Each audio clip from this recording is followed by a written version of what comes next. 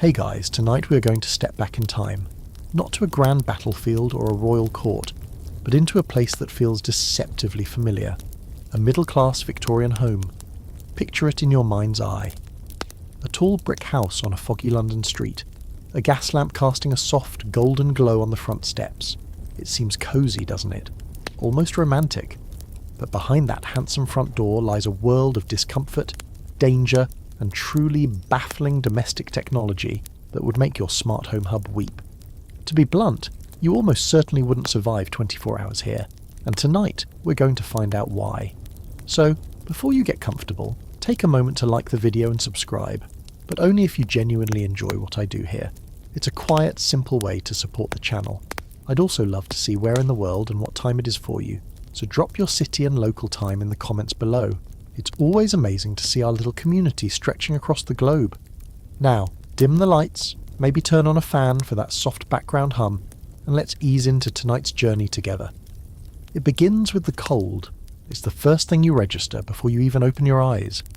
A deep penetrating chill that seems to emanate from the very marrow of your bones. It's not the brisk coolness of a modern bedroom where you've left the window cracked open. This is a heavy, damp and absolute cold that feels like a physical presence in the room. You slowly, reluctantly, drift toward consciousness, and the first conscious thought you have is a simple, primal one. It is so cold. You finally peel your eyelids open. The room is steeped in a thick pre-dawn gloom, the kind of darkness that feels ancient. A sliver of weak grey light manages to push its way past the edges of immense, heavy velvet curtains, doing little more than transforming the absolute blackness into a landscape of oppressive shadows. You take a breath, and a small, perfect cloud of white vapour erupts from your lips, hanging in the air for a moment before dissipating. It's a silent, stark confirmation of the temperature. You're essentially sleeping in a refrigerator. You're buried under a mountain of bedding, a coarse linen sheet, several rough wool blankets, and a thick, heavy quilt on top. The sheer weight is crushing, a physical pressure on your chest and legs, yet it seems to offer very little in the way of actual warmth. The cold seeps in from the horsehair mattress beneath you and snakes its way around the edges of the covers. There is no escape. You try to wriggle your toes, but they feel distant and numb, as if they belong to someone else. Your eyes adjust and the shapes in the room begin to resolve. A massive, dark wood wardrobe stands against one wall like a silent, brooding giant. A washstand holds a ceramic pitcher and bowl, a thin film of ice likely coating the water inside, and over in the corner, a small cast iron. Fireplace sits dark, empty, and desolate. This is a key reason for your misery. Most Victorian homes, unless they belong to the very wealthy, had no central heating. The idea of warming the entire house was seen as an extravagant, almost decadent waste. Heat was a temporary luxury, confined to the main living areas and only for the hours they were in use. Bedrooms especially were left to the mercy of the elements. Keeping a fire going all night in a bedroom was not only ruinously expensive in terms of coal, but it was also a terrifying fire hazard, a risk few were willing to take while they slept. You remember, with a pang of longing for a comfort that is now hours in the past, the ritual from the night before. A housemaid, her face smudged with soot, would have come in with a long-handled brass pan filled with glowing embers from the kitchen fire. This was the bed warmer, a marvel of low-tech ingenuity. She would have moved it swiftly between the sheets, a process that felt a bit like playing Russian roulette with your pyjamas, as a single stray ember could have set your mattress smouldering. But oh, the brief blissful moment of sliding into a pre-warmed bed. That transient warmth is now a distant memory, a ghost of comfort in this frigid reality. Historians still argue whether the Victorians were simply hardier and more accustomed to this environment, or if they were in a constant state of low-grade misery, their lives punctuated by the sniffles, coughs and chilblains that fill their letters and literature. Looking around the room, you see no thermostat on the wall, no gentle hum of a furnace kicking in. There's no way to know the temperature other than the ache in your joints and the visible evidence of your own breath. You imagine reaching for your phone on a bedside table, but there is no bedside table in the modern sense and certainly no phone. There is only the cold and the oppressive cluttered silence of the 19th century. The wallpaper, a dense pattern of faded green flowers, seems to absorb what little light there is, making the room feel even smaller and colder. It's a charming historical aesthetic that offers absolutely zero thermal insulation. The time has come. You can't lie here forever, shivering in a state of semi-hibernation. The day, whatever it holds, must begin. You brace yourself. This first movement will be the worst. With a groan that is lost in the thick bedding, you push back the suffocating weight of the blankets and swing your legs over the side of the bed. The air hits your bare skin not like a breeze, but like 1,000 tiny icy needles. Your feet touch the floorboards, and a violent shock of cold shoots up your entire body, making you gasp. It's a raw, brutal, and utterly miserable way to start the day.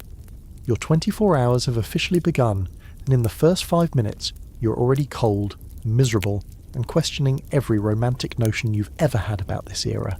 You're standing on those punishingly cold floorboards, every muscle in your body clenched against the frigid air. The brief, violent shock has subsided into a relentless full-body shiver. Your first instinct, your only instinct, is to get covered. You stumble towards the hulking wardrobe, your bare feet making soft, pathetic slapping sounds on the wood. Fumbling with the heavy brass handle, you pull the door open, revealing a wall of fabric. There are no neat hangers, no colour-coded organisation. It's a dense thicket of wool, cotton and linen all folded and stacked. The goal isn't style, not yet. The goal is insulation. Your first grab is for the undergarments. This isn't a simple matter of grabbing a bra and underwear. Oh no. This is a multi-stage construction project. A daily ritual of building a socially acceptable silhouette upon your shivering frame. You pull out the first layer, the chemise. It's a long, shapeless gown of thin cotton or linen that reaches down to your mid-calves. It's cold to the touch, and the fabric feels stiff and unforgiving as you pull it over your head. It does little to stop the shivering, but it's a crucial barrier. It's designed to absorb the body's oils and sweat, protecting the more expensive and harder to clean outer layers. It's your personal wearable bedsheet. Next come the drawers. You hold them up in the gloom. They are voluminous, knee-length pantaloons, typically made of the same plain white cotton as the chemise, and they feature a rather surprising design element that would raise eyebrows today. They are essentially two separate legs joined only at the waistband, leaving the crotch completely open. This quirky but essential feature was a matter of pure practicality. Imagine trying to navigate a privy or use a chamber pot while trussed up in layers of petticoats and a tightly laced corset. The split crotch design was a marvel of problem solving, allowing one to use the facilities without having to completely undress. A bit breezy perhaps, but you'd come to appreciate the engineering later. For now, you just tie the waist strings, the fabric rustling around your legs. Now for the main event, the architectural centerpiece of your attire, the corset. It sits on a shelf, a formidable object of whalebone, steel and tough coutil fabric. It looks less like clothing and more like a piece of medical equipment, or perhaps some light body armour. Putting it on by yourself is a physical workout. You wrap it around your torso over the chemise. The front features a long steel busk with a series of hooks and eyes that you have to fasten. This is a struggle in the cold. Your fingers are numb and clumsy, and the metal is icy against your skin. After several fumbling attempts, you finally get them all secured. Then, you turn your attention to the lacing at the back. If you were wealthy, a lady's maid would be doing this for you, her foot braced against your lower back for leverage. But in a middle-class household, you might have to do it yourself, or get help from a sister or mother. You grab the long laces and begin to pull, feeding them through the eyelets. This isn't just about cinching your waist. The corset's primary job, contrary to popular myth, wasn't necessarily to create a cartoonishly tiny waist for everyone, though tight lacing was a fashionable pursuit for some. Its main function was to create a rigid, smooth torso, providing the posture and foundation upon which the rest of the clothing would hang. It was the scaffolding for fashion. As you pull the laces, you feel your posture forcibly corrected. Your back straightens, your shoulders are pulled back, and your breathing becomes shallower, restricted to the upper part of your lungs. It's an immediate, transformative, and deeply uncomfortable feeling. You don't pull it to the point of fainting. That's a later, more dramatic chapter. But it's tight enough to feel like a constant, unyielding hug. Over the corset goes a corset cover, a simple cotton bodice that smooths over the ridges of the corset and protects your dress from the boning and busk. It adds yet another layer of buttons and ties to contend with, And now, the petticoats. You don't just wear one, you might wear 2, 3, or even more, depending on the weather and the desired fullness of your skirt. The first one is plain cotton, but the next might have a flounce or some horsehair braid sewn into the hem to help it stand away from the legs. On top of that, you might add a bustle, a crescent-shaped pad or wire frame that ties around your waist and sits on your lower back, designed to support the drapery of your skirt. The sheer weight of all this fabric is staggering. A mainstream historical fact often lost in the glamour of costume dramas is the sheer poundage of Victorian clothing. Women could be carrying an extra 15 to 20 pounds of fabric, boning, and pads every single day. Forget a weighted vest at the gym, just getting dressed was a strength training exercise. Historians still debate the full extent of the daily physical toll this clothing took, especially on women's health. While sensationalist accounts speak of cracked ribs and displaced organs, many scholars now argue that for the average woman, the corset was worn more for support than for extreme waist reduction, akin to a modern back brace. Yet, there's no denying the restriction, the weight, and the sheer, cumbersome reality of it all. You are now encased. Moving feels different. Bending at the waist is a distant memory. You're a walking textile sculpture. The cold is finally beginning to recede, trapped outside the fortress of fabric you've constructed. But it has been replaced by a feeling of confinement, a sense of being perpetually held in place. You've won the battle against the cold, but you've surrendered a significant amount of your freedom of movement to do it, and you're not even wearing a dress yet. Now that you are a semi-mobile fortress of undergarments, a new and urgent need makes itself known, cutting through the discomfort of your sartorial prison. The morning call of nature. In your modern life, this is a trivial matter, a sleepy stumble down a carpeted hallway to a clean, climate-controlled bathroom. Here, it is a logistical challenge, an expedition fraught with minor but significant perils. You look around the frigid bedroom. There is, of course, no ensuite. There is no toilet. Your gaze falls upon the washstand, and nestled in the cabinet beneath it is a ceramic chamber pot. This was your nighttime option, and we'll get to the grim reality of that later. But it's morning now, and the proper place to do your business is outside. You must descend from the upper floor. You open the bedroom door, the latch cold and stiff, and step out into the hallway. The air here is even colder, a draught snaking up from the ground floor, carrying with it the faint, dusty smells of a house asleep. The runner on the floor is thin, offering no comfort to your thinly clad feet, because, of course, you haven't put on your shoes and stockings yet. That's a final step after the dress. So you are navigating the house in what are essentially your foundational layers. The staircase is your first major obstacle. It's narrow, steep, and shrouded in gloom. The weight and bulk of your petticoats and bustle are a genuine encumbrance. You have to gather a handful of fabric in one hand to keep from tripping, while your other hand grips the polished wooden banister, which is so cold it feels sticky. You take each step with deliberate care. A fall down these stairs, while encased in the rigid scaffolding of your corset, would be catastrophic. It's not just a tumble, it's a fall with zero ability to curl up or protect yourself. You'd go down like a toppling statue. You make it to the ground floor. The layout of a typical middle-class Victorian house was fairly standard. A formal parlour at the front, a dining room behind that, and at the very back the kitchen and scullery. Your destination is even further back than that. You shuffle through the silent, dark rooms, the floorboards groaning under your weight. The furniture, draped in dustcloths, looks like a slumbering herd of pale ghosts in the grey light. You pass through the kitchen, a cavern of cold iron and stone, and finally reach the back door. With a grunt of effort, because bending is now a full-body manoeuvre, you draw back the heavy bolt. The door swings open onto a small paved yard, and the cold hits you again, this time with a damp, raw wind that cuts through your layers. The skies are uniform, joyless grey, and there it is, at the far end of the yard, tucked away against the back wall, a small brick outbuilding with a single, simple wooden door. The privy. The journey across the yard is a race against the elements. The stone pavers are slick with a mixture of morning dew and coal dust, a treacherous combination. You're still in your indoor slippers or bare feet, and the damp cold soaks through them instantly. You finally reach the outbuilding and push open the door, which groans in protest. The inside of the privy is, well, It's exactly what you'd expect and somehow so much worse. It's tiny, dark, and the air is thick with a smell that is sharp, foul, and inescapable. The toilet itself is a simple wooden bench with a hole cut in it. Below that hole is not a water-filled S-bend-protected porcelain bowl, but a deep, dark pit, the cesspit. This is where all the household's waste accumulates. It is a festering, anaerobic nightmare waiting to be emptied, a task performed by men known as night soil collectors, who would come with a horse-drawn cart in the dead of night to shovel out the contents. This was a notoriously grim and low-status job, but absolutely essential to the sanitation of the city.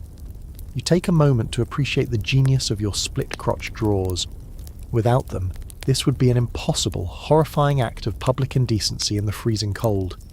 You gather your petticoats, hold your breath, and position yourself over the hole. It is a moment of profound vulnerability. The wind whistles through the cracks in the brickwork. The smell is dizzying. You look down and all you see is blackness. A quirky and frankly terrifying tidbit from the era is the urban myth, an occasional real account, of rats climbing up from the cesspit. It's a thought you try desperately to push from your mind. The toilet paper situation is equally bleak. There might be a stack of old newspapers, pages from a cheap catalogue, or even leaves. Purpose-made, commercially produced toilet paper wasn't widely available or affordable until the latter part of the century, so you make do with whatever rough, non-absorbent paper is at hand. It is functional, but it is not pleasant. Your business concluded, you retreat as quickly as possible, pulling the privy door shut, a gesture that feels utterly futile against the escaping odour. You scurry back across the slick yard, your feet now numb and filthy. You re-enter the house, bolting the door behind you, and lean against it for a moment, breathing in the comparatively fresh, dusty air of the kitchen. You have successfully completed what is arguably one of the most basic human functions, but it has felt like a mission. It was cold, uncomfortable, smelly, and vaguely dangerous. Historians who study sanitation and urban development often point to the privy as a great class divider. The wealthy might have had a water closet inside the house, a flushing toilet of early and often unreliable design. But for the vast middle class and the poor, this journey to the bottom of the garden was a non-negotiable part of daily existence, in rain, snow, or the dead of night. For you, it's a stark reminder that even the simplest comforts of your 21st century life are miracles of technology and infrastructure. You've returned from the great outdoors, or at least the smaller.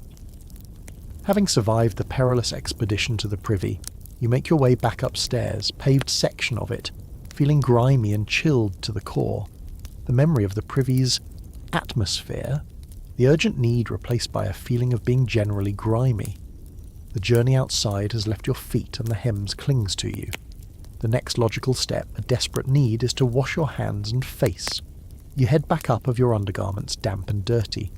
Your next task is the morning ablution, the 19th. The cold, creaking staircase, your fabric armour rustling with every step. The journey feels slightly less perilous this time. Perhaps century version of washing your face and brushing your teeth. You re-enter the icebox that is your bedroom and approach because you're now more accustomed to the weight and restriction of your underpinnings, or perhaps because sheer misery is the washstand. This piece of furniture is your entire bathroom, compressed into a few square feet of wood and ceramic. On top sits a large, heavy pitcher, decorated with painted roses, and a matching wide-mouthed bowl.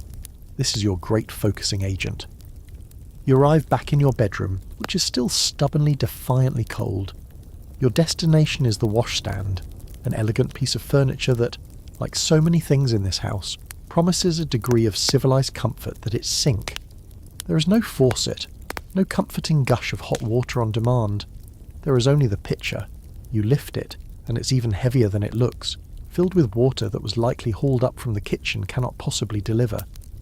It's a small table, often made of mahogany or pine, with a marble top to protect pump the night before by a servant, or, in a more modest household, by you. You pour some of the water into the wood from splashes. On it sits a large ceramic pitcher and a matching wide-mouthed basin. This is your sink the bowl. It comes out not in a smooth stream but with a slushy crystalline crunch. A thin layer of ice. This is your entire bathroom minus the toilet you just visited, You reach for the pitcher. Its heavy has indeed formed on the surface overnight, and tiny shards of it now float in the basin. The water is breathtakingly, and the handle is so cold it feels like it's stealing what little warmth your hands possess. You lift it, and painfully cold. This isn't just cool and refreshing, it's a thermal shock that makes the very bones begin to pour water into the basin. The water doesn't splash, it glugs out in a thick lethe in your face ache. There is no mixing in a little hot water. Any hot water in the house would have to be heated on our extreme. It is unimaginably, breathtakingly cold. Remember that thin film of ice you suspected was on the surface earlier, the kitchen stove, which you haven't even attempted to light yet, and then carried all the way up 2 flights of stairs in? It wasn't a suspicion. It was a fact. Tiny shards of it now swirl in the basin, are heavy cans. That was a luxury reserved for bath time, if you were lucky, and certainly not for a simple morning grim confirmation of the room's ambient temperature. This water wasn't piped in from a geyser-fed hot water tank wash. You take a deep breath, brace yourself, and plunge your hands into the icy water. The cold is. It was hauled up from the kitchen pump yesterday evening by a servant, or by one of the women of the house in so intense it feels sharp. You quickly splash your face. The sensation is less of cleansing, and more of a mild form a less affluent family, and has spent the entire night losing any residual warmth it ever had, settling at the same temperature as the air of self-inflicted punishment. It does, however, effectively jolt you into a more alert state. You're shivering around it. There is no hot tap. There is no cold tap. There is only the pitcher, if you wanted renewed with vigour. Next to the bowl is a small, hard, brownish bar. This is soap. It's likely a carbolic soap, a popular Victorian staple prized for its antiseptic properties. It has a strong, medicinal, tar-like smell that warm water for your morning ablutions you would have had to make a special request the night before. A can of hot water would cling to everything. It doesn't lather into a rich, creamy foam like modern soaps. It produces a thin, slippery have been brought up from the kitchen, a luxury that cost precious fuel and labour. For a quick everyday wash, you get what you're given. Ice water.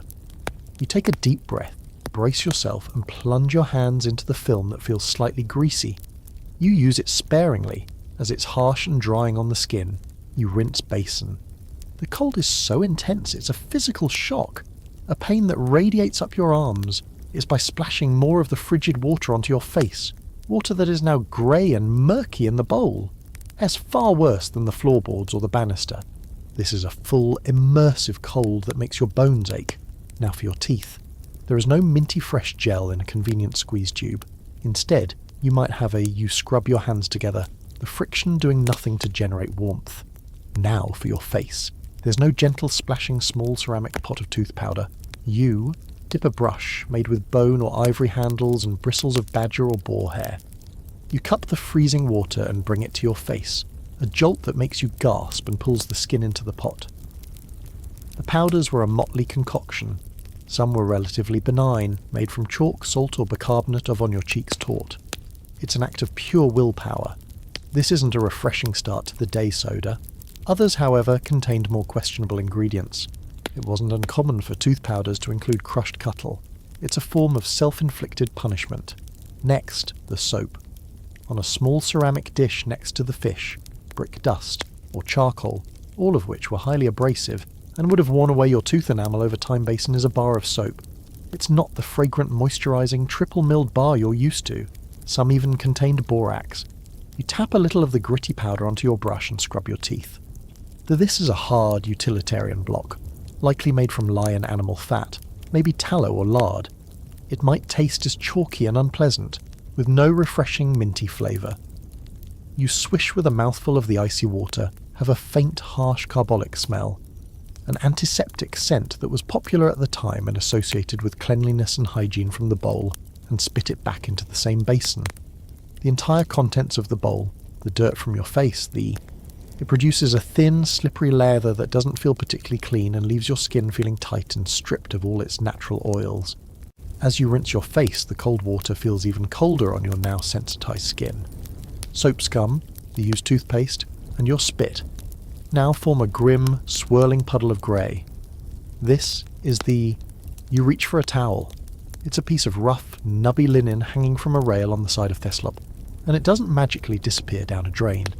It stays in the bowl until it's carried washstand. It's not soft or fluffy, it's stiff and scratchy, and its primary function is abrasion very carefully, back downstairs to be dumped in the garden or down a drain in the scullery. This entire process highlights a key aspect of Victorian domestic life: the immense amount of labour involved in moving water. Every drop of clean water had. As you pat your face dry, it feels like you're using a piece of fine grit sandpaper. You're to be brought in, and every drop of dirty water had to be carried out.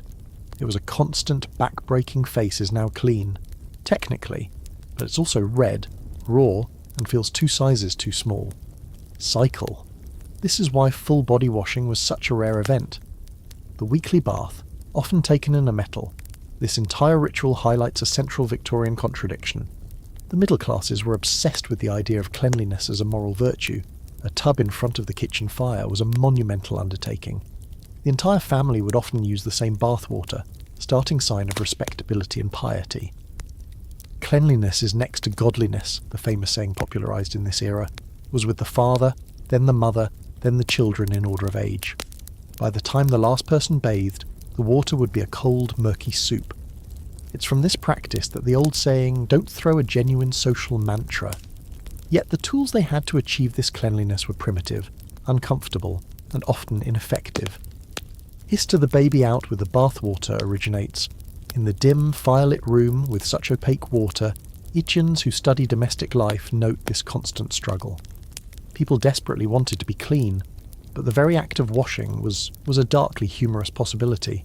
You dry your face and hands on a coarse linen towel that feels about as soft as a dish, a physically punishing ordeal. It's one reason that full-body bathing was a much less frequent event, perhaps only cloth. Your skin is red, tight, and feels stripped of all moisture.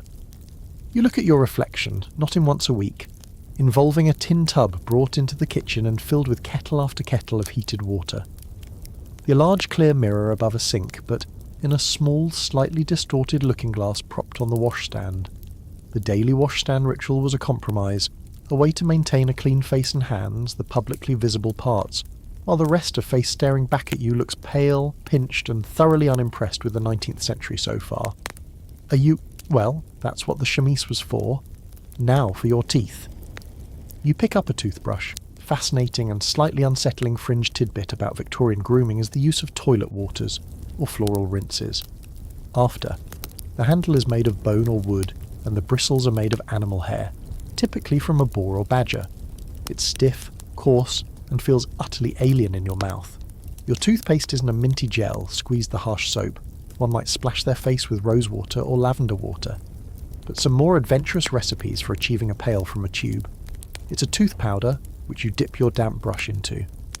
These powders were often homemade complexion, involved rinsing the face with a diluted solution of ammonia or even lead-based concoctions, which, while temporarily tightening, or bought from a chemist, and could contain a startling array of ingredients. A common base was chalk or charcoal, but some the skin were of course insidiously toxic. Historians are still unearthing the sheer variety of these homemade recipes, included things like brick dust, salt, or even pulverised cuttlefish bone for abrasiveness. A quirky and rather cosmetic recipes, revealing a world of desperate and often dangerous DIY chemistry. You have completed your morning toilet. Your disgusting tidbit is that some powders used urine as a key ingredient, valued for its ammonia content, which was believed to have felt cleaner, technically, but also colder and more raw than when you started. The simple, thoughtless act of washing up whitening properties. Thankfully yours appears to be a more standard, if still gritty, chalk-based concoction. It has been a multi-step chore involving heavy lifting, thermal shock and questionable chemical exposure. And the grey, used water still sits in its bowl, a silent testament to the work that remains to be done.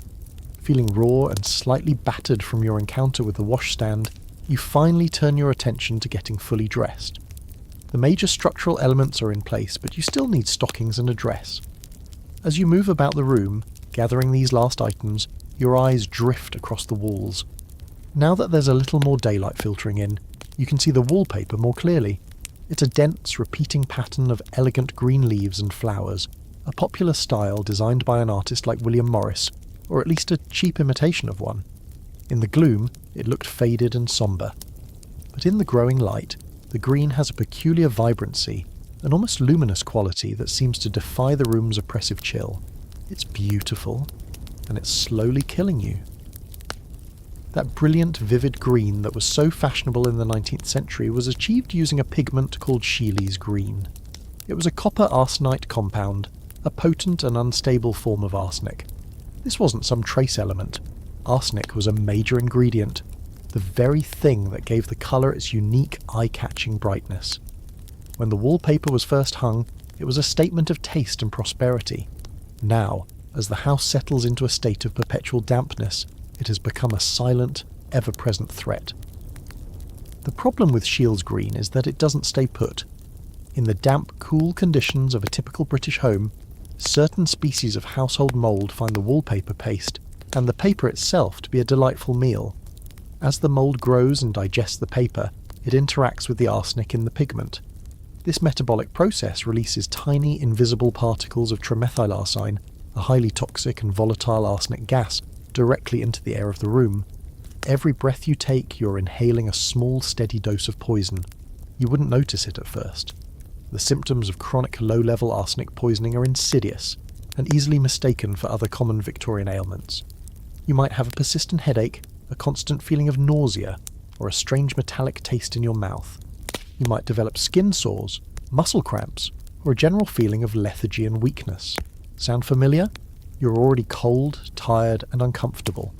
It would be easy to attribute these feelings to the general misery of 19th century life. You might think you're just coming down with a cold or suffering from nerves, a common catch-all diagnosis of the time. Meanwhile, the very walls of your sanctuary are actively gassing you. This wasn't a secret confined to a few chemists. The dangers of arsenic were relatively well known. In fact, one of the most mainstream historical facts about the Victorian era is its paradoxical relationship with poisons. Arsenic was everywhere. It was used in taxidermy, as a pesticide in gardens, as a rat killer in the kitchen, and alarmingly as a key ingredient in ladies' complexion wafers, which were eaten to produce a fashionable, pale, and interesting look. Yet despite numerous articles in medical journals and sensational stories in newspapers about children mysteriously sickening and dying in brightly coloured rooms, the public was slow to connect the dots. The wallpaper was just so beautiful, and the manufacturers were powerful and reluctant to admit their products were harmful. Historians still argue whether the widespread use of arsenic-laced products was a result of genuine scientific ignorance about off-gassing, or a cynical case of corporate greed triumphing over public health concerns. You run a hand lightly over the wallpaper. It feels slightly damp and cool, and a fine dust of green pigment might even come off on your fingertips. It's a chilling thought. This room, your private space for sleeping and dressing, is the most dangerous place in the house. You spend more time here, in a relatively enclosed space, than anywhere else. The long nights spent breathing in the recycled poisoned air would have a cumulative effect.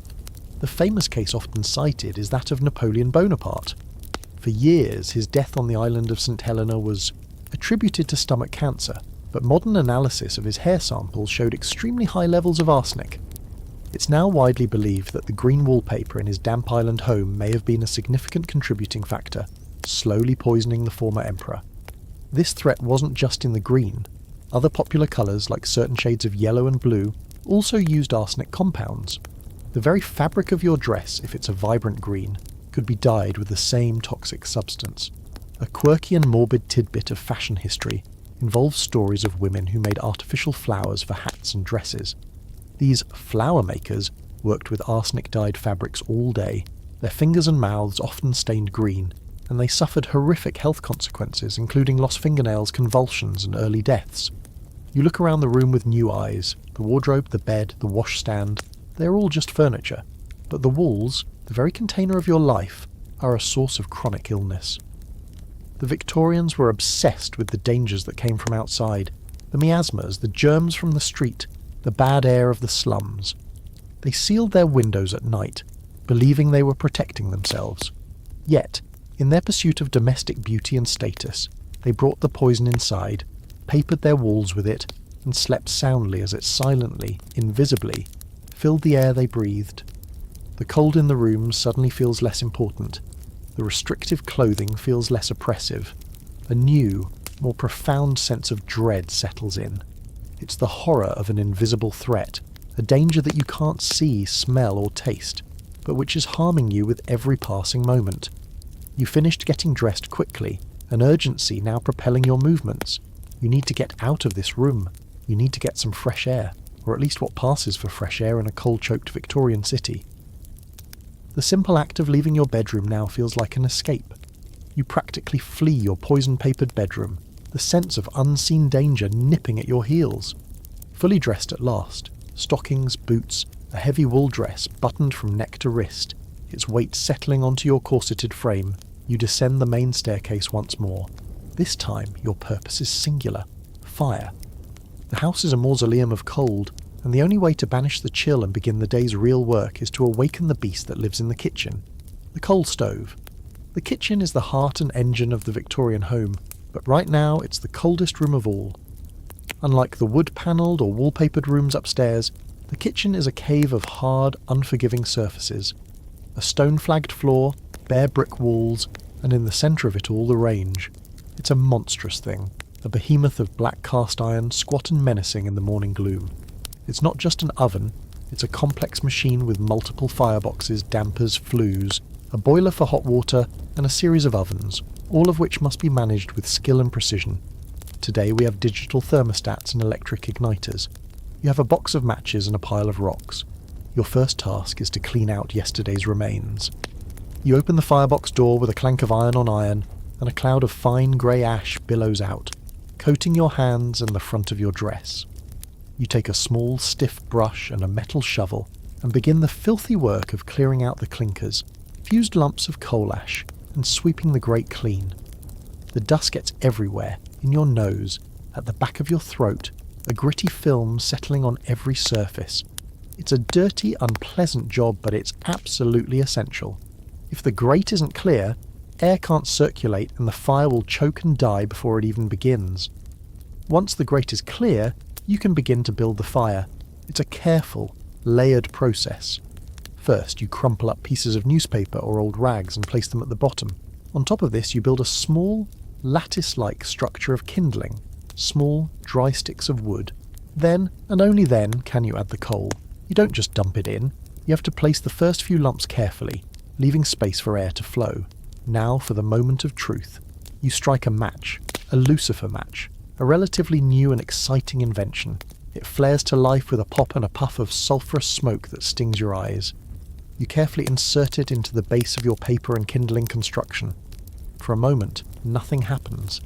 Then a small, hesitant flame licks at the edge of the paper. You hold your breath, gently blowing on it, coaxing it, praying it catches.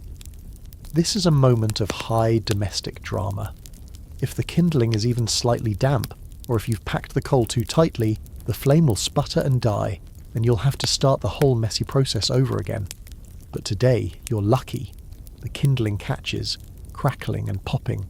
The small flames grow stronger, beginning to lick at the edges of the first lumps of coal. This is the critical phase. You can't just walk away. You have to nurse it, adding more coal one lump at a time, monitoring the dampers and flues to control the airflow. Open the damper too much, and the fire will roar up the chimney, consuming fuel at an alarming rate without effectively heating the stove. Close it too much, and you'll suffocate the flames, filling the kitchen with choking smoke. A well-managed stove was a point of immense pride for a Victorian cook or housewife.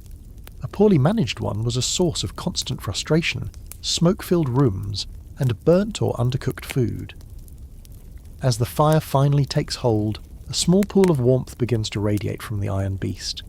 It's a meagre, localised heat, but it feels like life itself in the frigid kitchen. You can finally stand straight, turning to warm your back against the growing heat. The stove is not just for cooking, it's the home's command centre. The flat-top surface becomes your stovetop, with designated hot spots directly over the firebox for boiling and cooler areas for simmering. The small boiler attached to the side will, after an hour or so, begin to produce a supply of precious hot water. The ovens, embedded in the iron mass around the firebox, will slowly, unevenly come up to temperature. There is no temperature dial. You learn to gauge the oven's heat by intuition and a few low-tech tricks. A common method was the flour test. You'd sprinkle a bit of flour on a baking sheet and slide it into the oven. If it turned a pale straw colour after a minute, the oven was slow. If it turned a rich brown, it was moderate. If it blackened instantly, well, your oven was fierce, and you'd better wait a while before attempting to bake anything delicate. This reliance on experience and sensory judgment is a core element of Victorian domestic technology. It wasn't user-friendly, it demanded a relationship, a deep hands-on understanding of its quirks and personality. A mainstream historical fact is that the transition from open-hearth cooking to these enclosed iron ranges in the mid-19th century completely revolutionised the kitchen, allowing for baking, roasting and boiling to happen simultaneously. It was a huge leap forward, but it was far from automated. A quirky and rather dangerous fringe tidbit concerns the maintenance of these iron behemoths. To keep the stove looking smart and to prevent rust, it had to be regularly blacked with a graphite paste called black lead. This was a filthy job, polishing the entire stove until it shone. Alarmingly, some of these polishes contained plumbago, a form of carbon that often contained lead. So, while polishing the stove to make it look nice, you could be coating your hands, and by extension the kitchen, with another toxic heavy metal, right next to where you prepare your food. Historians still argue about the precise moment when the convenience of the coal stove began to outweigh the sheer labour and health risks associated with its daily operation and cleaning. For you, standing in the slowly warming kitchen, covered in a fine layer of ash and soot, it's a trade-off that feels very immediate. You have heat, yes, but the cost is filth, labour, and a constant underlying risk of smoke, fire, or even a chimney fire if the flue isn't regularly swept. The beast is awake, but now you have to keep it fed and under control for the rest of the day. With the stove now breathing a steady, life-giving warmth into the kitchen, the next priority asserts itself: breakfast. The gnawing emptiness in your stomach, ignored amidst the shivering and the wrestling with undergarments, now demands attention. You're not just hungry, you're depleted. The simple act of waking up and getting the house started has been a significant caloric expenditure. You turn your attention to the pantry, or larder, a small, cool room or cupboard off the kitchen, to assemble the morning meal. In a middle-class home, breakfast would be a substantial affair, designed to fuel a long day of physical labour or demanding social obligations. You might expect to see porridge, some bread, butter, perhaps a bit of bacon or a boiled egg, and a pot of tea or coffee. It sounds simple enough. It sounds almost comforting. But what you're about to encounter is a meal riddled with hidden frauds, a landscape of culinary deceit that makes your arsenic wallpaper seem almost straightforward. Your first task is the porridge. You measure out a scoop of oatmeal from a sack. It looks fine, but it feels a little heavier, a little grittier than you'd expect. That's because it was not uncommon for millers or grocers to bulk out their oats with less desirable and cheaper materials. Sawdust was a common additive, as was chalk dust or even plaster powder, all ground fine to blend in. It added weight, allowing the merchant to sell less actual food for the same price. As you stir the oats into a pot of water on the now hot stove, you're essentially making a construction-grade breakfast cereal. Next, the bread. You retrieve a loaf from a tin bread box. It's a white loaf, a point of pride, as white bread was considered more refined and desirable than the coarse brown bread of the labouring classes. But that snowy whiteness might not be entirely natural. To make lower quality, darker flour appear whiter and more appealing, bakers often added alum, a chemical compound of aluminum potassium sulfate. Alum acted as a bleaching agent and also allowed the bread to absorb more water, making the loaf heavier and seemingly more substantial. Unfortunately, it also inhibited digestion, caused constipation, and could lead to serious gastric distress, especially in children, so your pure white bread is a chemical illusion. You slice the loaf with a heavy knife and reach for the butter. It sits on a ceramic dish, a pale yellow block. But is it butter? The burgeoning dairy industry of the 19th century was rife with adulteration. It was common practice to stretch real butter by mixing it with cheaper fats like lard or tallow, rendered animal fat. To get the right colour and consistency, mashed potatoes, turnips or even chalk might be worked in. You take a small taste. It has a slightly greasy, waxy mouthfeel, lacking the clean, creamy flavour of real butter. You spread it on your chemically whitened bread, creating a sandwich of mild disappointment. Now for the highlight of the meal, a cup of tea. tea was the national drink, a cornerstone of British life. You open a tin canister of black tea leaves. They look dark and inviting. But the tea trade was one of the most corrupt of all. To mimic the appearance of expensive Chinese teas, merchants would engage in a process called facing. They would dye spent, re-dried tea leaves with a variety of substances. The beautiful black colour might be enhanced with graphite, also known as black lead, the same stuff used to polish your stove. Green teas were often dyed with that old friend Scheele's green, the arsenic-based pigment from your wallpaper, or a substance called Prussian blue, which was toxic. The leaves were also bulked out with anything from iron filings to dust from the factory floor, or even dried sheep dung rolled to resemble tea leaves. You spoon some of these questionable leaves into a teapot and add the now boiling water from the kettle on the stove. While it steeps, you reach for the milk and sugar.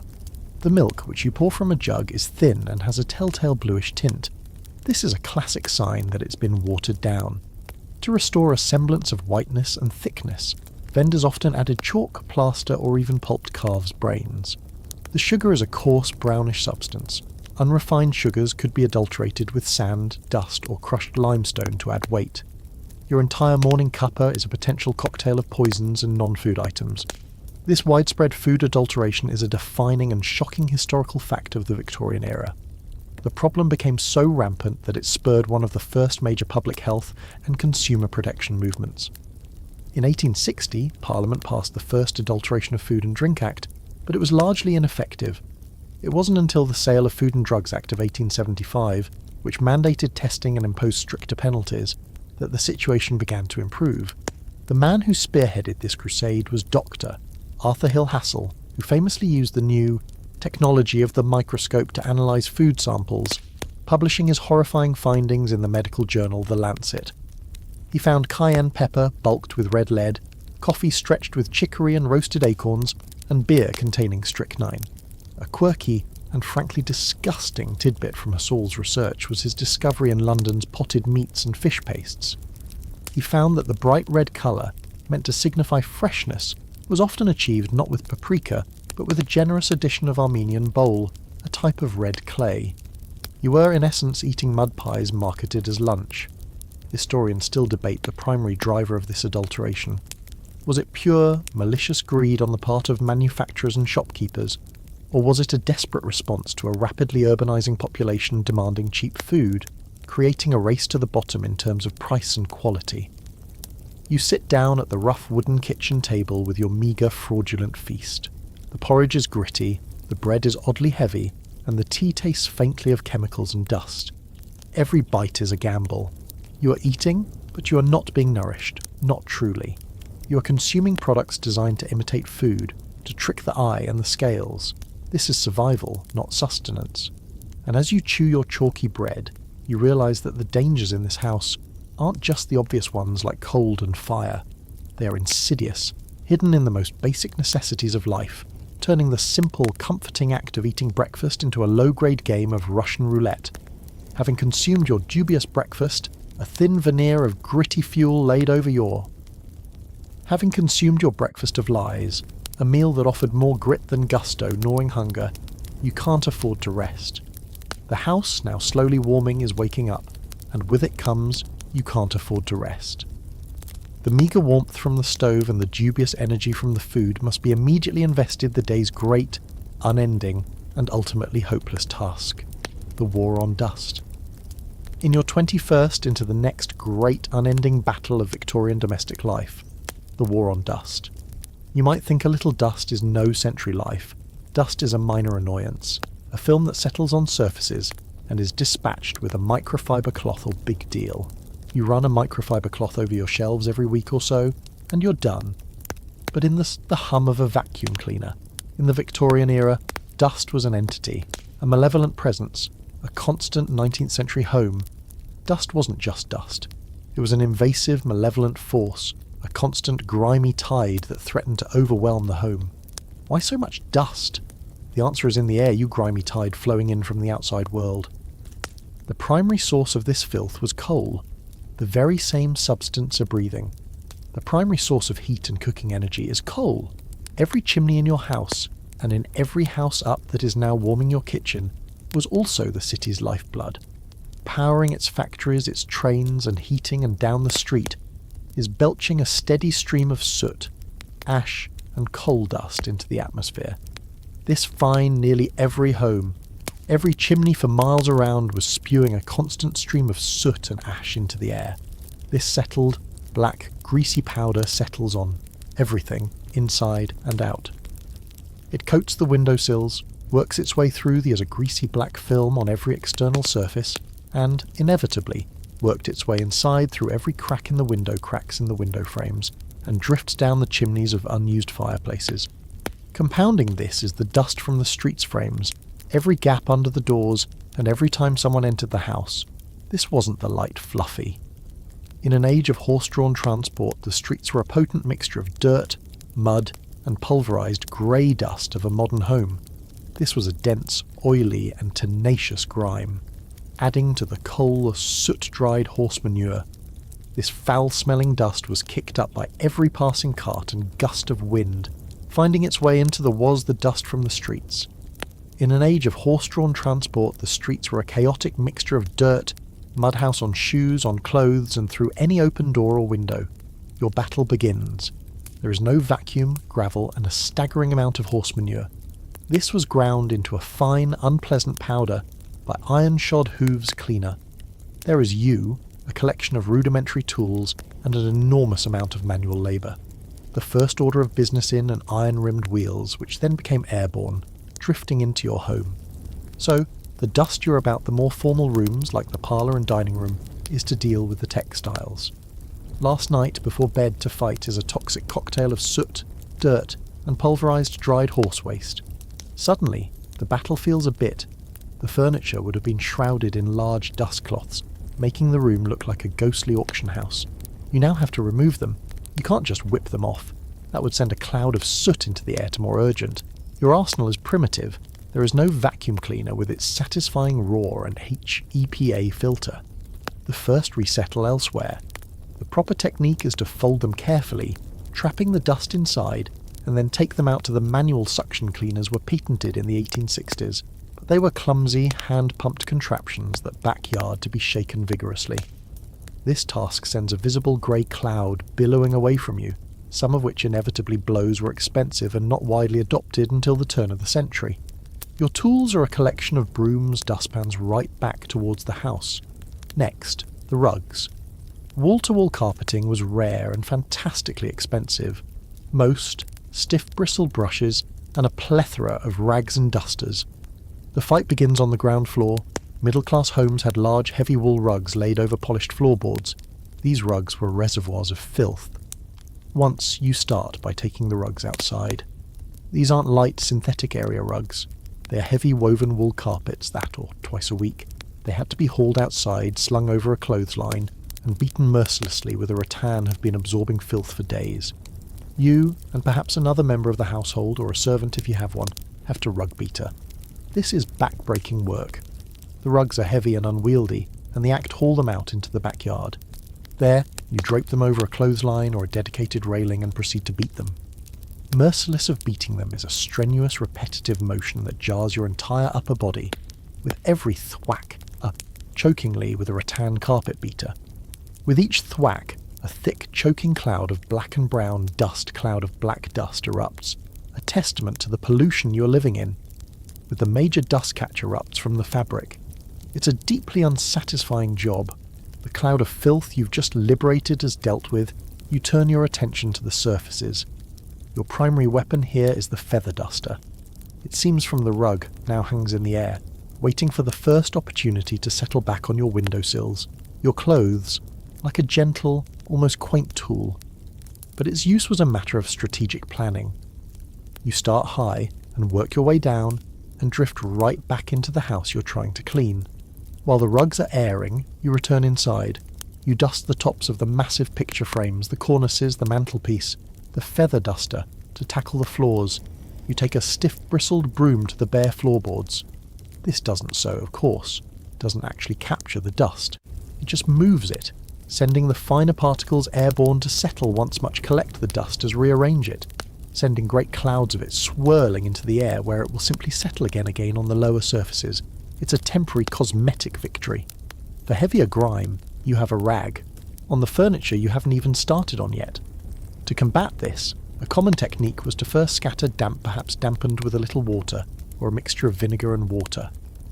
You wipe down the tabletops, the chair legs, the endless tea leaves, perhaps the very same ones you used for your breakfast, now on their third tour of duty, across the floor, fiddly, carved details of the Victorian furniture which seem purpose-built to trap grime. This is where you... The moisture was meant to weigh down the dust, clumping it together so it could be swept up more effectively. It encountered one of the great tyrannies of Victorian interior design: clutter. The Victorians did not believe in minimalism. Every was a marginal improvement, turning a dust storm into a collection of small, gritty mud piles that you then have to scoop surface was an opportunity for display. The mantelpiece isn't just a shelf, it's a stage for a forest into a dustpan. Now, for the furniture. The typical Victorian parlour, which we'll get to later, was a sort of candlesticks, porcelain figurines, framed photographs, decorative urns, and a large, heavy clock under a glass dome temple of clutter. Every surface was adorned with knickknacks, photographs, vases, and curios. The furniture. Each one of these objects must be individually lifted, dusted, and then polished. The glass dome of the clock has itself was heavy, ornate, and often carved with intricate details perfect for trapping dust. Each individual item must be picked up, wiped to be carefully removed, the clock dusted, and the inside of the glass polished to a shine, because every fingerprint and down, and set aside. Then you can dust the surface it sat on. Your duster is likely a simple rag smudge will show. This isn't just cleaning, it's curating a museum of knickknacks or perhaps a feather duster. The feather duster, a seemingly quintessential Victorian tool, was a master of displacement on a daily basis. The sheer futility of the task is what's most draining. You can spend hours not removal. It was brilliant at flicking dust from a surface into the air, ensuring a fresh, even coat would settle. Dusting, sweeping and polishing a room to a state of gleaming perfection. But by the next morning, a fresh, fine everywhere else a few hours later. This is a physically demanding task. Your constantly bending, stretching and scrubbing layer of grey-black grit will have settled again. It is a domestic version of the myth of Sisyphus, all while encased in your restrictive clothing. The corset digs into your ribs as you stoop to sweep under a table. You're long eternally pushing a boulder of filth up a hill, only to have it roll back down. This constant losing battle against dirt skirts trail on the floor, collecting the very dust you're trying to remove. Becoming a personal mobile dusting cloth is one of the most well-documented aspects of Victorian women's lives. A mainstream historical fact is that the obsession, it's an exercise in utter futility. You're not cleaning so much as you are temporarily relocating grime. With a clean home was tied directly to a woman's moral and social standing. A dusty house was seen as a sign of a lazy, slovenly, and morally deficient housewife. The pressure to maintain an impossible standard of cleanliness was immense. A fascinating historical fact about this era is the rise of germ theory. Towards the end of the Victorian period, the quirky and rather sad tidbit from the era is the phenomenon known as housemaid's knee. A form of Louis Pasteur and Joseph Lister began to filter into the public consciousness. People started to understand that illness could be caused by invisible of bursitis, caused by spending hours upon hours on one's knees scrubbing floors, while you might be a middle-class mistress microbes. This added a new layer of terror to the dust. It wasn't just unsightly, it was seen as a carrier of the house. You would still be expected to undertake a significant portion of this work, or at least endlessly supervise the of disease, a miasma of potential sickness. This is why carbolic-scented cleaning products became so popular. Single maid-of-all-work who was likely to suffer from this and a host of other repetitive strain injuries. The strong antiseptic smell was reassuring, a chemical declaration of war on the unseen enemy lurking in the grime. A historians still debate the psychological impact of this endless, thankless labour. Did it instill a sense of pride and accomplishment? Quirky fringe tidbit related to this fight against filth was the hygienic or sanitary wallpaper that a mastery over one's domestic sphere? Or was it a source of deep-seated anxiety and resentment? A constant became fashionable in the late 19th century. Unlike the arsenic-laced paper in your bedroom, these were specifically a reminder of a battle that could never truly be won. As you stand in the middle of the parlour, your back aching, designed to be washable. They were often heavily varnished or treated with a waterproof coating, allowing them to be wiped down your hands, chapped and dirty, and a fine layer of soot already beginning to resettle on the table you just polished, with a damp cloth. This was seen as a major breakthrough in domestic hygiene, a way to finally remove the grime from answer feels quite clear. You look at your hands, they are black with grime. The cuffs of your dress are the walls themselves. Historians still debate the effectiveness of this cleaning. Was it a genuine step forward in public health smudged? You've been working for hours, and the house is only clean in the most temporary sense of, or was it more of a psychological comfort, allowing homeowners to feel they were winning a battle that, given the environmental conditions, was fundamentally the word. The air itself feels heavy and gritty. The simple act of breathing feels less than clean. You have fought unwinnable. You spend hours on this task, sweeping, beating, wiping, scrubbing. By the time the dust and at best achieved a temporary truce. But you know, with absolute certainty, that the dust will be back, you are finished. A fine sheen of sweat covers your face, your back aches, and your hands are rough and black with dirt. You look around the room. It is for a fleeting moment clean, but you know it's a lie. Even now, a fresh vanguard of soot and street dust is silently infiltrating through the windows, settling back onto the surfaces. It always is. Having achieved a fragile and temporary victory in your war against dust, you look around for the next monumental task, and you see it, piled in a large wicker basket in the scullery, the small, functional room behind the kitchen. Laundry. In the 21st century, this is a chore so simple we barely think about it.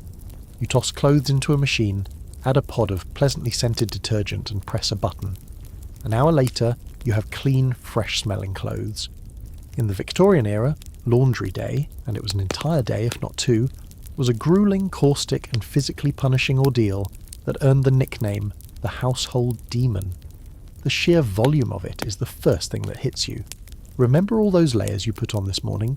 The chemise, the drawers, the corset cover, the multiple petticoats? Every person in the household wore similar layers. Add to that the household linens, bed sheets, pillowcases, towels, tablecloths, napkins. It's a mountain of heavy soiled fabric, and because of the immense labour involved, it wasn't done daily or even every other day. It was typically a weekly affair, often taking place on a Monday, which earned it the name Blue Monday, for its association with drudgery and exhaustion. Your first step is to sort the pile. You separate the whites, undergarments, sheets, from the coloureds and the heavies, work clothes, woolens. Then you must tackle the stains. There are no magical spray-on stain removers. You rely on a formidable arsenal of harsh, homespun chemistry. A grass stain might be treated with a dab of alcohol, an ink stain with sour milk, a blood stain with cold water and salt. For stubborn yellowing on collars and cuffs, a paste of lemon juice and salt would be applied, and the garment laid out in the sun, if there was any, to be bleached by its rays. Now for the main event, the wash itself. You're in the scullery or perhaps the backyard next to a massive cast-iron cauldron called a copper, set over its own brick firebox. You have to light another fire under this, feeding it with precious coal or wood to heat gallons and gallons of water dot. While that's heating, you begin the first wash in a large wooden or zinc tub. You fill it with cold water, hauled from the pump, and add the first batch of clothes. The soap you use is a harsh caustic substance. You might have bars of lye soap, which you have to shave into the water, or you might be using a concoction made from wood ash and animal fat, boiled down into a soft jelly-like soap. These detergents were incredibly alkaline and brutal on both fabric and skin. You plunge your arms into the cold soapy water and begin to scrub. You rub the fabric against itself, you pound it with your fists, and for the really dirty items you use a washboard, a ridged panel of wood or zinc that you scrape the clothes against. This is exhausting, repetitive work that leaves your knuckles red and raw. After the cold water scrub, the clothes are transferred to the copper, which is now filled with boiling water. You use a long wooden stick or a pair of tongs to submerge them, stirring the great bubbling mass of fabric. This boiling process was essential for sanitizing the linens, especially bedsheets and undergarments. It was the Victorian equivalent of a hot water cycle, a crucial step in killing germs and bacteria in an age before widespread understanding of them. This is a mainstream historical fact. The boiling of laundry and surgical instruments represented a huge intuitive leap in public health, long before the specifics of germ theory were fully accepted. After being boiled for a good while, the clothes must be removed. You use your wooden stick to fish them out of the scalding water, heavy and steaming, and transfer them to another tub for rinsing. Not one rinse, but 2 or 3, each in fresh, cold water that you've had to haul from the pump. Your back is screaming in protest from lifting and carrying endless buckets of water. Finally, the clothes must be wrung out. You might have a mangle, a fantastic piece of Victorian engineering with 2 heavy rollers operated by a hand crank. You feed the wet clothes between the rollers, and the machine squeezes out the excess water. If you don't have a mangle, you do it by hand, a 2-person job of twisting the heavy wet fabric until your wrists and shoulders ache. A quirky and rather alarming fringe tidbit about laundry involves the use of washing blue. To make whites look whiter and counteract the yellowing effect of the harsh soaps, a small bag of blue powder, a synthetic ultramarine or Reckitt's blue, was swirled in the final rinse water. This added a faint blue tint that tricked the eye into perceiving the fabric as a brighter white. Some of these bluing agents contained Prussian blue, the same toxic pigment sometimes used on tea leaves, which contained cyanide compounds. It's a perfect example of the Victorians' willingness to employ dangerous chemicals for cosmetic results. Now, you must hang everything to dry.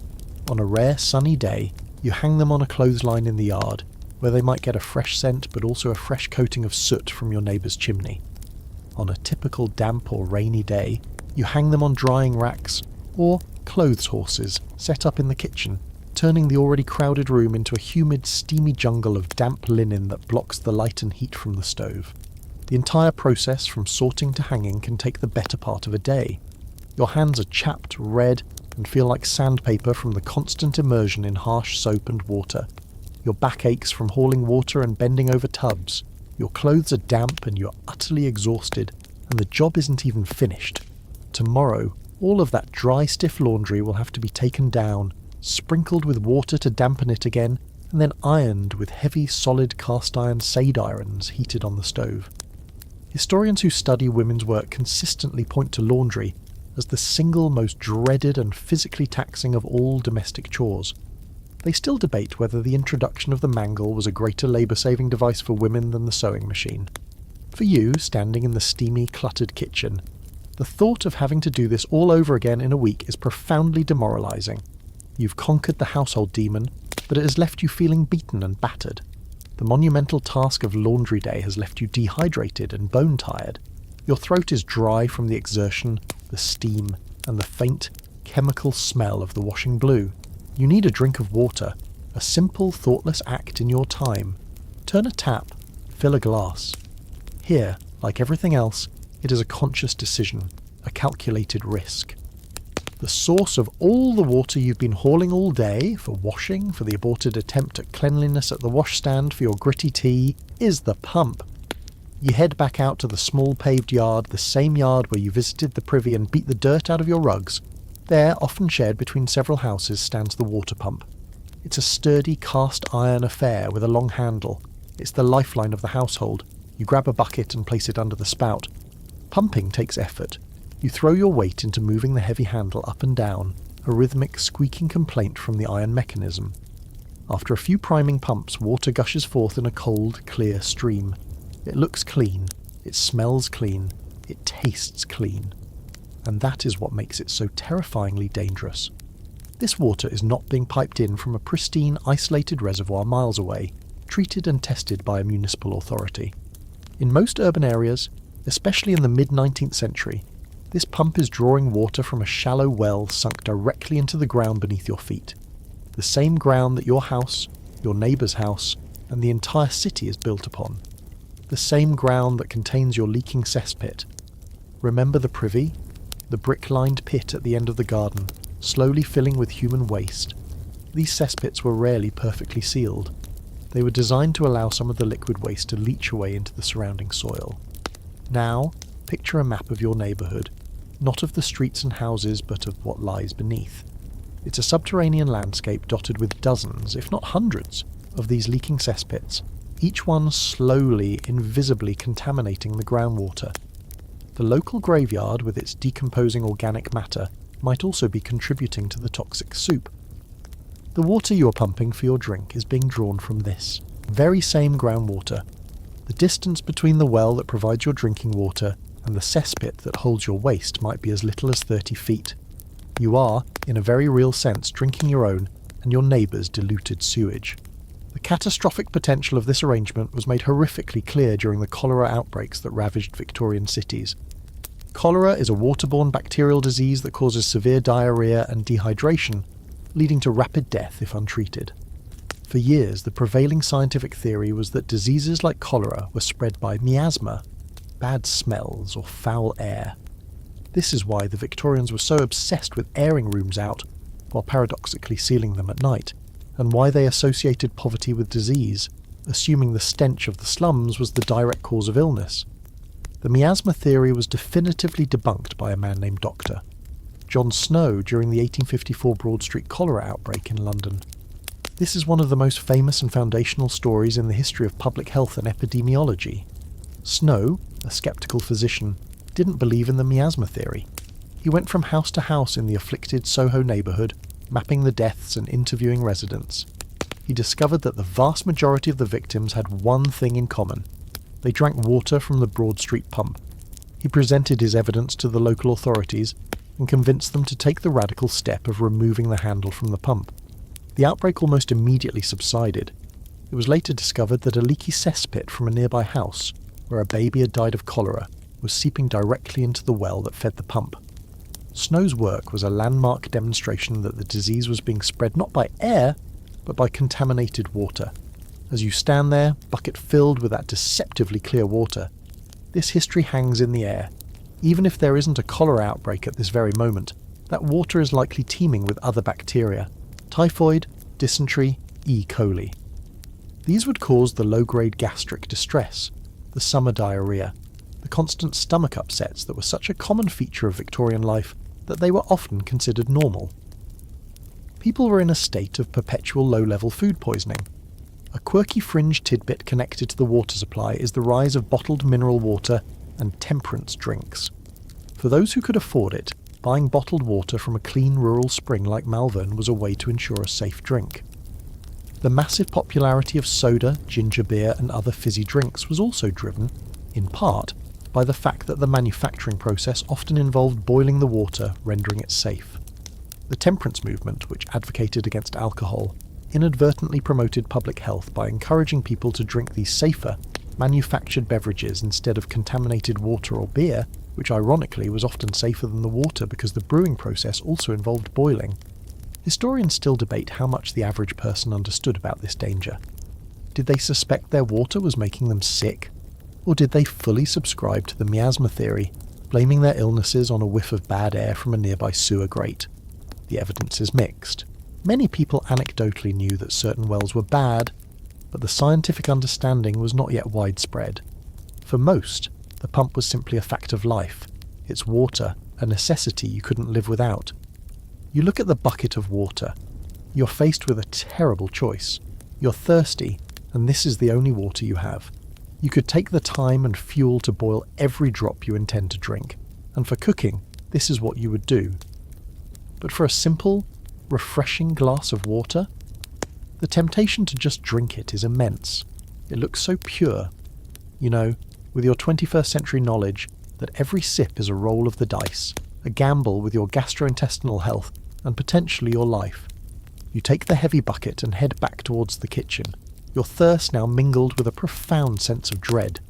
The very substance you need to survive has become another one of the house's silent, invisible threats. After the Herculean efforts of the morning, fighting the cold, battling the dust and wrestling the demon of laundry, a profound weariness has settled deep into your bones. The gritty, fraudulent breakfast feels like a distant memory.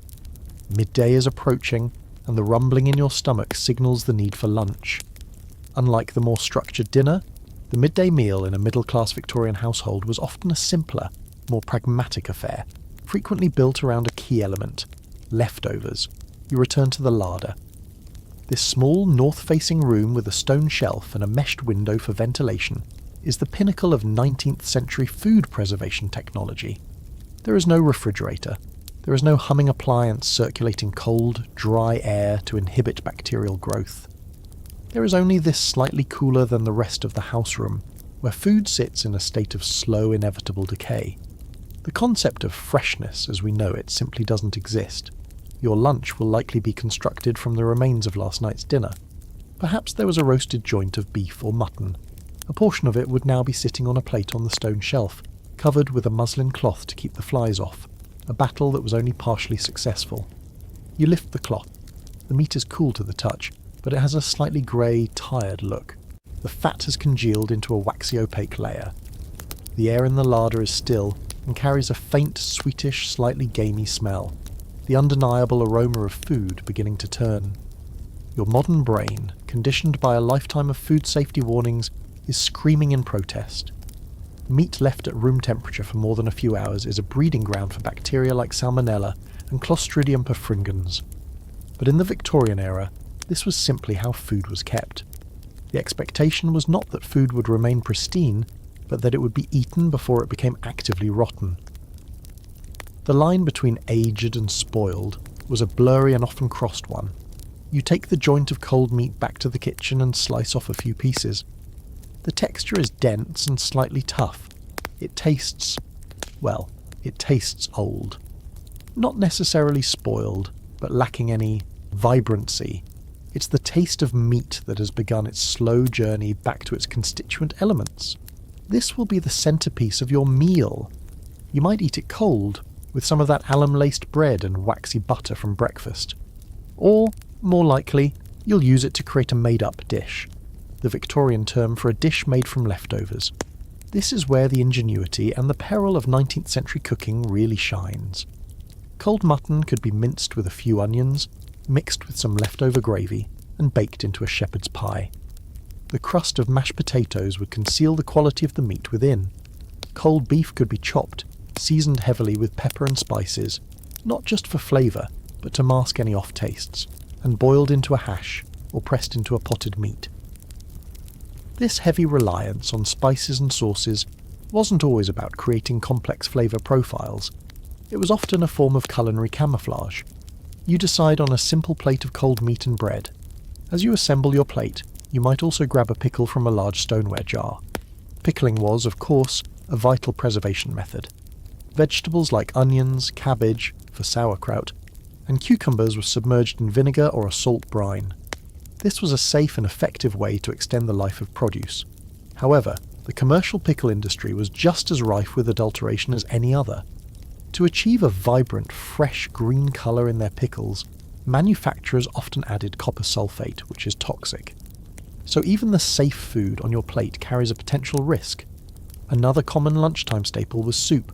Soup was the ultimate leftover extender. A single bone from a roast could be boiled for hours with a few vegetables, and perhaps some of the less desirable scraps of meat to create a thin but nourishing broth. This was economical and practical.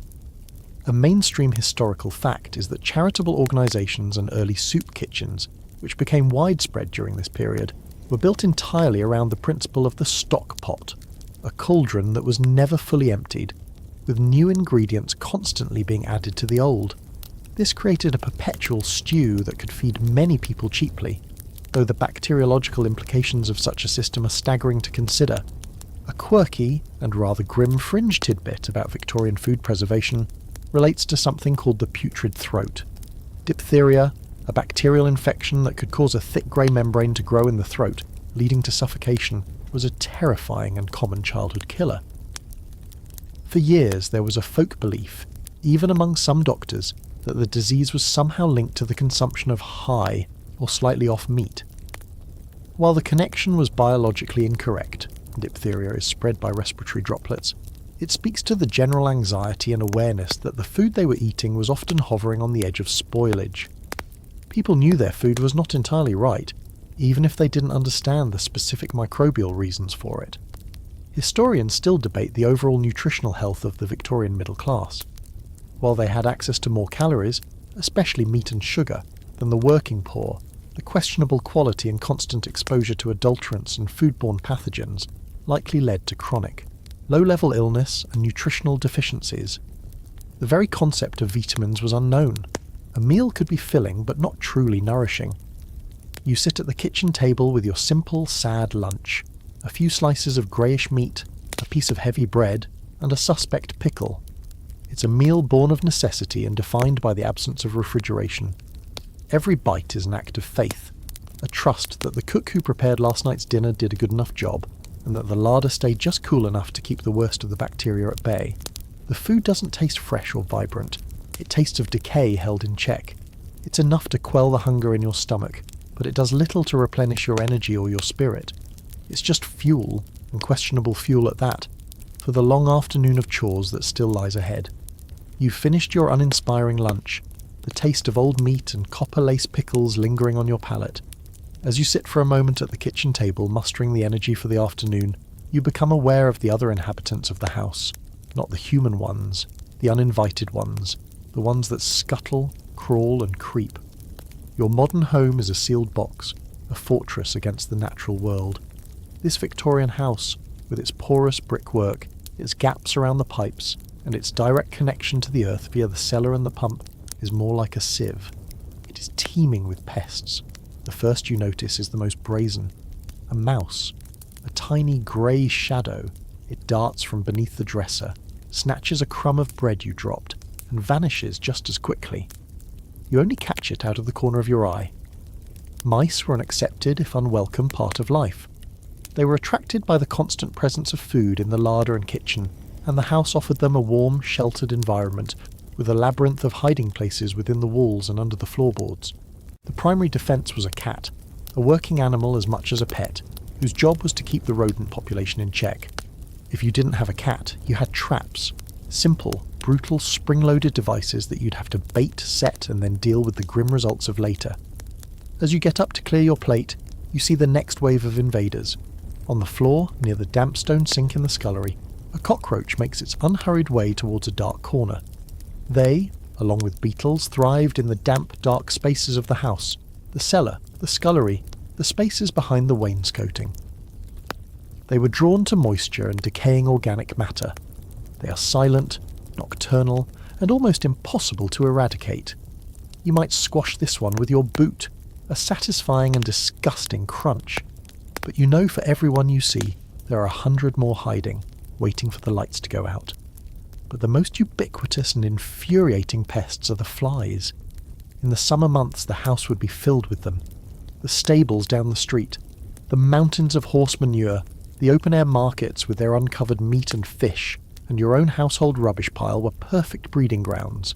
They swarmed in through any open window or door, landing on every surface, from your food to your face. Remember the muslin cloth over the meat in the larder? That was a fly cover.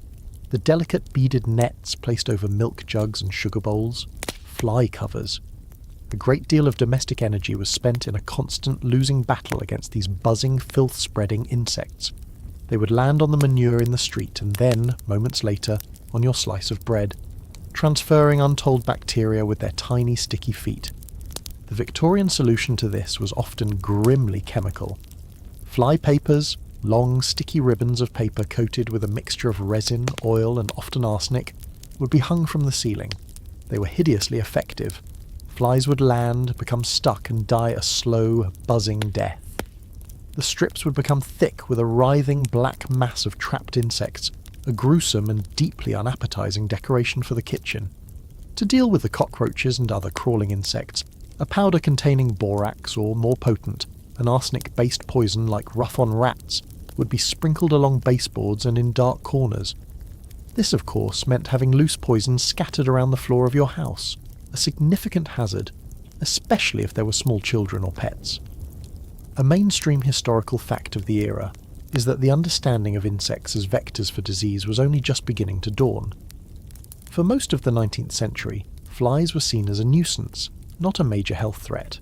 It wasn't until the very end of the period, with discoveries linking mosquitoes to malaria and yellow fever, and flies to the spread of typhoid, that the public began to see these household pests as genuine dangers.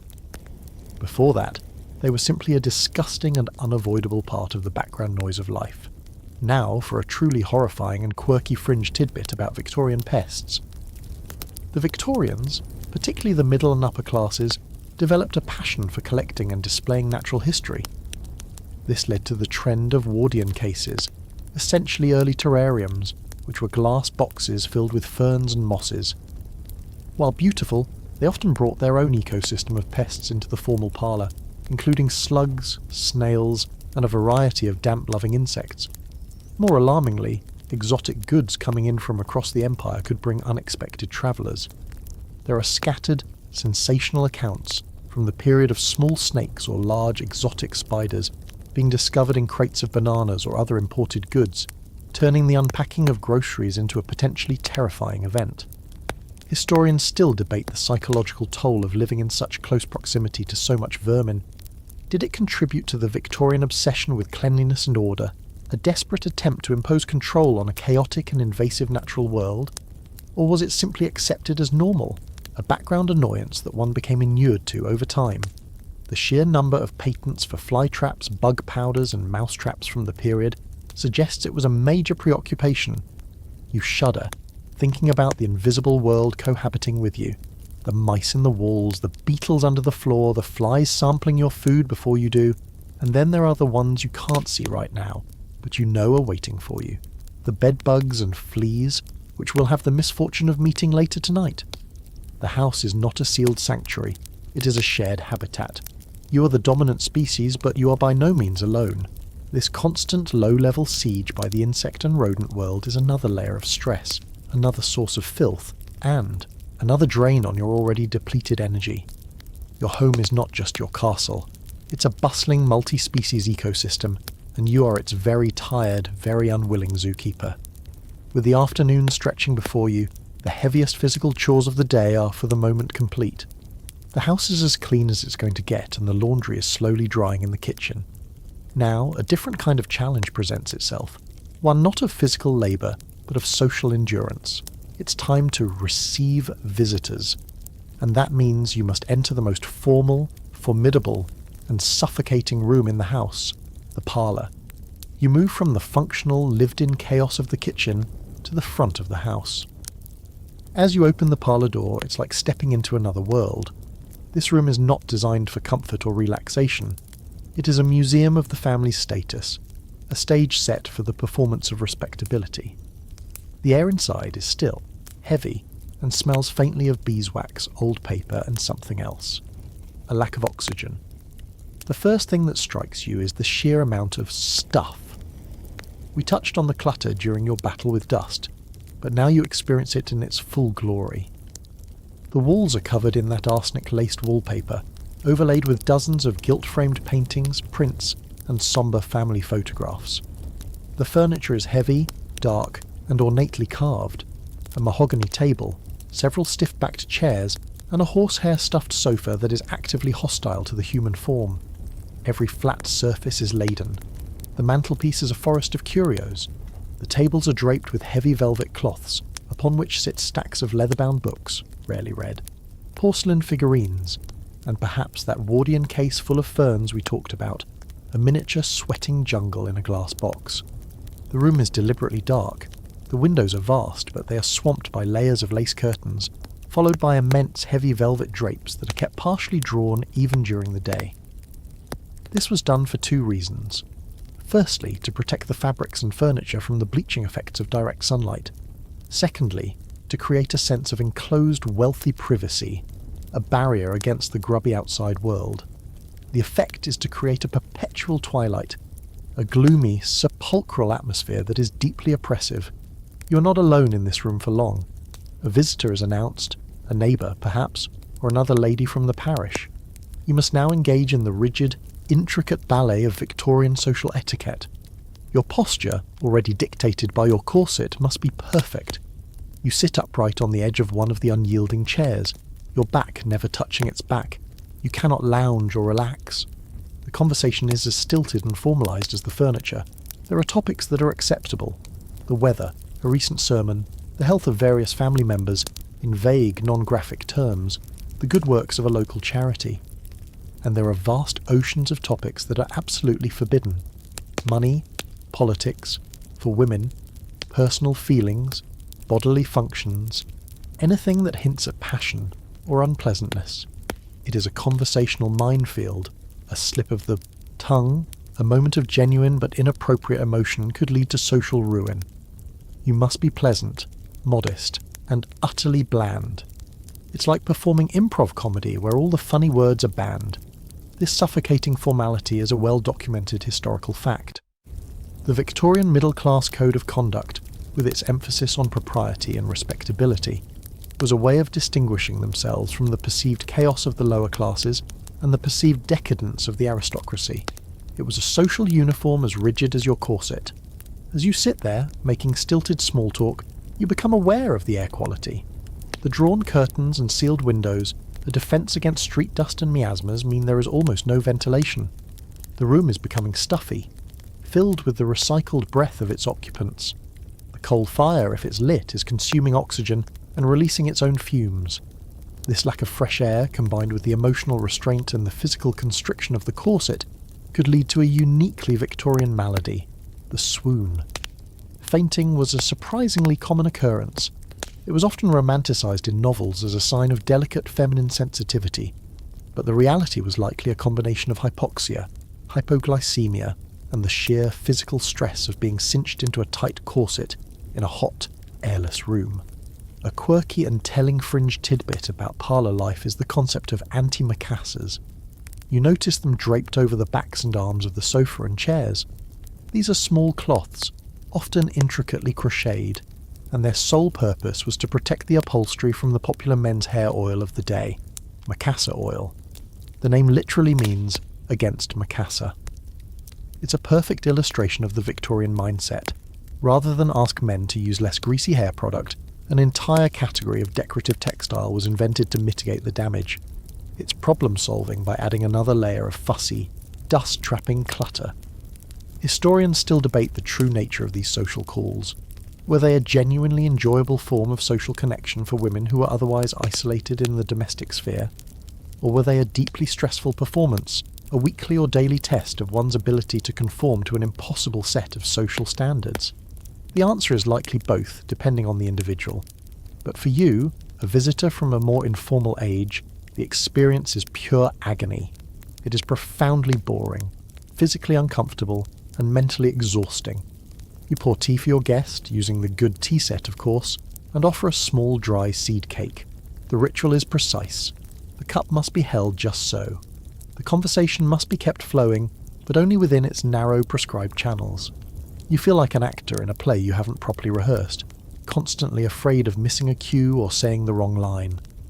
The clock on the mantelpiece ticks with agonising slowness, each tick marking another moment of your life spent in this gloomy, airless box, performing a role you don't understand for an audience you don't particularly like. The physical labour of the morning was honest and straightforward. This, you realise, is a different kind of work, the emotional labour of maintaining appearances, and it is, in its own way, even more draining. The painfully dull social call finally mercifully comes to an end. Your visitor departs, and you are left alone again in the silent, stuffy parlour. The performance is over, but the afternoon is not. Perhaps you have a moment to yourself before you must begin preparations for the evening meal. This might be a time to attend to your own appearance, to move from the state of generally presentable to something more refined for the evening, when the man of the house returns. You retreat from the parlour's gloom and head back upstairs to your bedroom, the one with the arsenic wallpaper, to engage in a Victorian beauty routine. If you thought the household products were dangerous, you're about to enter a whole new world of intimate, self-inflicted poisoning. The Victorian ideal of female beauty was a specific and demanding one. A pale, almost translucent complexion, large, dark, luminous eyes, and a delicate, rosy flush to the cheeks and lips. This look was meant to signify a life of leisure, untouched by the sun and coarse labour. It was a look that screamed, "I do not work," and achieving it often involved a small arsenal of toxic cosmetics. You approach the dressing table, which is separate from the functional washstand. This is where the potions and powders are kept. You look into the small mirror and decide your complexion is not fashionably pale enough. The time you spent outside beating rugs and hanging laundry has given your skin a hint of healthy, ruddy colour, which is, of course, entirely undesirable. To correct this, you reach for a pot of face powder or a liquid skin enamel. These products were designed to create a smooth matte white finish, and the most effective and therefore most popular ingredient for achieving this was lead. You're about to knowingly apply a layer of lead carbonate to your face. The most famous of these products was Laird's Bloom of Youth, a popular brand that was sold for decades. It promised a pearly, brilliant complexion. What it delivered was slow-acting poison. The lead is absorbed through the skin, and with repeated use it builds up in the body. The symptoms of chronic lead poisoning are horrific: fatigue, abdominal pain, nerve damage, tremors, and eventually paralysis and death. In a grimly ironic twist, one of the side effects of lead poisoning is that it turns the skin a greyish colour and causes the facial muscles to atrophy, creating a haggard appearance that required the user to apply even more of the lead-based cosmetic to cover it up. You dust this toxic powder over your face, or perhaps you paint on a layer of enamel. It feels heavy and mask-like, clogging your pores. Next, for that delicate, youthful flush, you might use a simple carmine-based rouge derived from crushed cochineal beetles, which was relatively safe. But for a more permanent stain on the lips and cheeks, some recipes called for vermilion, a pigment made from mercury sulfide. So you might be dabbing a touch of mercury onto your mouth, a substance that, when absorbed, attacks the nervous system. Now for the eyes. The goal is to make them look large, dark, and soulful. The most dramatic way to achieve this was to use eye drops containing an extract from the belladonna plant, also known as deadly nightshade. This is a well-known historical fact of Victorian cosmetics. A few drops of belladonna solution in each eye would dilate the pupils, making them huge and dark. The effect was considered incredibly alluring and mysterious. The side effects, however, were less so. It caused blurred vision, an inability to focus on anything up close, and an extreme sensitivity to light. With long-term use, it could lead to permanent blindness. It's the ultimate sacrifice of function for fashion. Imagine trying to do needlework or read a book after intentionally blurring your own vision for the sake of beauty. For darkening the lashes and brows, you might use a simple mixture of soot or ash, mixed with a little oil or wax, or you could buy a commercial preparation. A quirky and rather dangerous fringe tidbit is that some of these early mascaras were made with a cocktail of potentially harmful chemicals. In a horrifying case from the 1930s, an eyelash dye called Lash Lure, which contained a toxic coal tar derivative, caused severe blistering ulcerated eyeballs, and in at least one documented case, permanent blindness. While this is slightly post-Victorian, the dangerous chemistry it represents was born in the 19th century patent cosmetic industry. You have now applied lead, possibly mercury, and belladonna to your face and eyes. But the assault on your body doesn't stop there. What about your hair? To wash it, you'd use a harsh soap, but to give it a fashionable scent and shine, you might use a hair pomade. Some of these contained, you guessed it, lead, to subtly darken the hair. And if you had any unwanted body hair, some depilatory creams of the era used ingredients like arsenic or quicklime to burn it away, often taking a layer of skin with it. Historians still debate the extent to which the average woman used these products. Were they reserved for actresses and fast women, or were they a common part of a respectable middle-class woman's routine? The sheer volume of advertisements in popular women's magazines suggest a wide market. The advice columns in these same magazines, however, often preached a more natural approach, recommending things like cucumber juice for the skin and beet juice for the lips. This created a contradiction. Women were encouraged to pursue a highly artificial ideal of beauty, while simultaneously being told that the use of overt paint was morally suspect. The solution for many was to use these products subtly, to look naturally pale and flushed, even if that nature came from a pot of lead. You look at your reflection. Your face is a pale, artificial mask. Your eyes are huge and unfocused, the room swimming slightly at the edges. You have successfully achieved the fashionable look. You also feel slightly nauseous, and your head is beginning to ache. Is it the corset, the stuffy air, or the lead seeping into your bloodstream? It's impossible to tell. The pursuit of beauty, you realise, is just another one of the house's hidden dangers, another daily ritual that trades long-term health for a fleeting, fashionable ideal. As the afternoon wears on, a dull, persistent ache begins to radiate from your midsection. It's a feeling you've been subconsciously ignoring for hours, a background noise of discomfort that is now crescendoing into a primary focus of your awareness. It's the corset. You've been encased. In this cage of whalebone and steel for nearly 10 hours, and its relentless pressure is taking a significant and cumulative toll. When you first put it on in the frigid morning, the main sensation was one of rigid support and confinement. Now, after a day of moving, bending as much as you're able, dusting and enduring the parlour, the reality of the garment has settled in. The steel busk at the front feels like a solid plank strapped to your sternum, preventing you from slouching even if you wanted to. The boning at the sides and back, designed to create that smooth, desirable silhouette, now feels like a series of iron fingers digging into your ribs and hips. You take a breath, or rather you try to. Your breathing has been shallow all day, restricted to the upper portion of your lungs. A deep, satisfying, belly-filling breath is a physiological impossibility. Your diaphragm is unable to descend properly, constricted by the rigid wall of the corset. This chronic shallow breathing means you're operating in a state of mild but constant oxygen deprivation, which contributes to the fatigue and headaches you've been feeling. It's a low-level, self-inflicted suffocation. The corset's primary function, as we established, was to create a specific shape and posture, acting as the foundation for the fashionable clothing worn over it. A mainstream historical fact is that the ideal silhouette changed dramatically throughout the Victorian era. In the 1850s and 60s, with the rise of the massive crinoline hoop skirt, the corset created a classic hourglass shape. By the 1880s, the bustle had shifted the focus to the back, and a new style of corset emerged that was longer and more rigid, designed to create a very straight, flat front while pushing the hips back. Your comfort level would depend entirely on which of these fashionable torture devices you are currently inhabiting.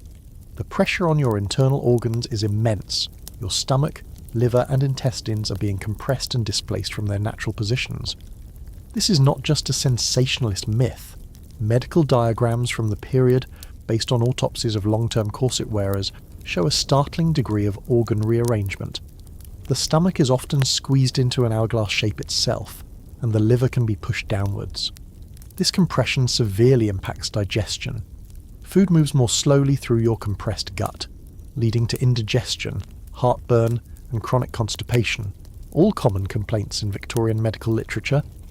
That uninspiring lunch you ate is currently sitting in your constricted stomach, protesting its confinement. You might feel the urge to loosen the laces just a little to get some relief.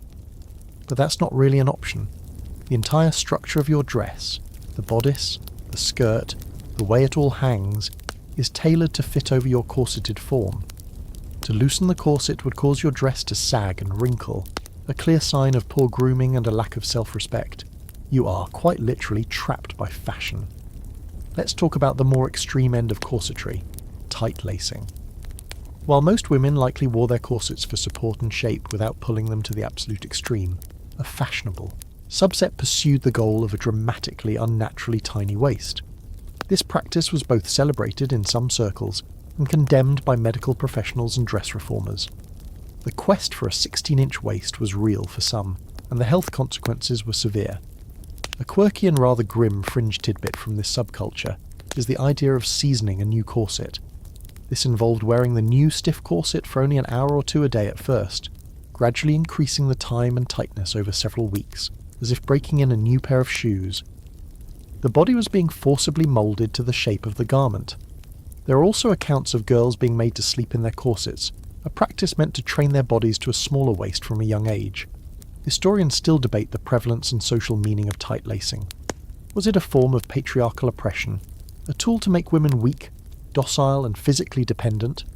Or was it, in a strange way, a form of female agency, a woman taking control of her own body, modifying it to meet a specific, if dangerous, aesthetic ideal that she herself valued? The dress reform movement, which advocated for the abolition of the corset and promoted looser, more rational clothing, argued passionately for the former, linking corsetry directly to a host of female ailments they termed the vapors, or hysteria. For you, right now, the academic debate is irrelevant. All you know is the physical reality. The bottom edge of the corset cuts into the tops of your thighs when you sit. The top edge pushes uncomfortably into the flesh under your arms. Your skin is likely chafed and red, where the seams and bones have been rubbing all day. A dull, persistent backache has set in, not from a lack of support, but from your muscles being held in such a rigid, unnatural position for so long that they've become weakened strained. The irony is that long-term corset use could actually weaken the core muscles, making the wearer even more dependent on the garment for support. The corset has become the central, inescapable fact of your physical existence. It dictates how you breathe, how you move, how you sit, and how you digest your food. It is a constant, nagging, oppressive presence. The cold of the morning, the grime of the cleaning, the boredom of the social call, all of these were temporary states. The corset is a day-long endurance test.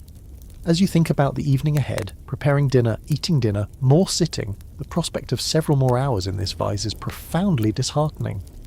You yearn for the simple, unconscious freedom of a deep breath and the ability to slump in a chair. It's a freedom you never even knew you had, and one you now crave with every aching muscle in your torso. As the afternoon light begins to fade, a familiar gloom starts to creep back into the house. The sun, a weak and infrequent visitor to begin with, is sinking below the rooftops of the neighbouring houses, plunging the rooms back into shadow. The warmth from the kitchen stove, which seemed so potent at midday, now feels like a losing battle against the encroaching evening chill. Your next task is to combat the darkness itself. You must light the lamps. In your time, this means flicking a switch. The result is instant, reliable, and safe. Here, bringing light into the home is a chore fraught with mess, effort, and a constant, terrifying risk of fire. You begin by gathering the house's various lamps, heavy glass or ceramic objects with brass fittings. They need to be prepared for the night. First, you must check the fuel. Most middle-class homes in this period relied on paraffin oil, also known as kerosene. It was a massive improvement over the whale oil it replaced. Cheaper, more abundant, and burning with a brighter, cleaner flame. You take the lamps one by one to the scullery, where the large tin of paraffin is kept. You unscrew the burner mechanism and carefully top up the fuel reservoir, trying not to spill any of the oily, strong-smelling liquid. A spill is not just a mess, it's a fire hazard. Next, you must tend to the wick. This is the most crucial part of maintaining a lamp. The woven cotton wick draws the paraffin up to the flame. Over the course of an evening's use, the top of the wick becomes charred and crusted with soot. If you don't trim it, the lamp will burn unevenly, sputter, and produce a thick, black, smelly smoke. You take a small pair of scissors and carefully trim the top of the wick, aiming for a straight, clean edge. A slightly curved edge might produce a taller flame, but a perfectly flat one gives the most stable, even light. This daily trimming was a small but essential ritual for any functioning household. Finally, you have to clean the chimney. This is the tall, delicate glass tube that fits over the flame. It's not just for protection. Its shape is scientifically designed to draw air up from the base of the burner, feeding the flame with oxygen and creating a bright, steady light. Over the course of the night, the inside of this chimney becomes coated with a fine layer of soot. You take a soft cloth or a special chimney cleaning brush and carefully wipe the inside of the fragile glass until it is perfectly clear. A clean chimney means a brighter light and a more efficient burn. A dirty one dims the light and stinks up the room. It's a fiddly, delicate job. The glass is thin, and breaking a chimney is an annoying and expensive accident. Now, with the lamps refueled, trimmed and polished, you can begin to light them. You turn the small key on the burner to raise the freshly trimmed wick slightly, then strike a match. You carefully lift the glass chimney, light the wick, and then quickly but gently lower the chimney back into place. The flame, at first a small yellow flicker, will stabilise and brighten as the draft is established. You then adjust the wick. Too high, and it will smoke. Too low, and the light is feeble. It's a delicate balance. You repeat this process for every lamp in the house. One for the kitchen, one for the dining room, a couple for the parlour to create a welcoming glow. Each one is a small controlled fire that you're inviting into your home.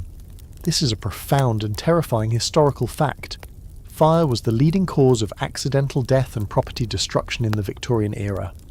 A lamp knocked over by a playing child, a cat, or a clumsy guest could instantly turn a cosy room into a raging inferno.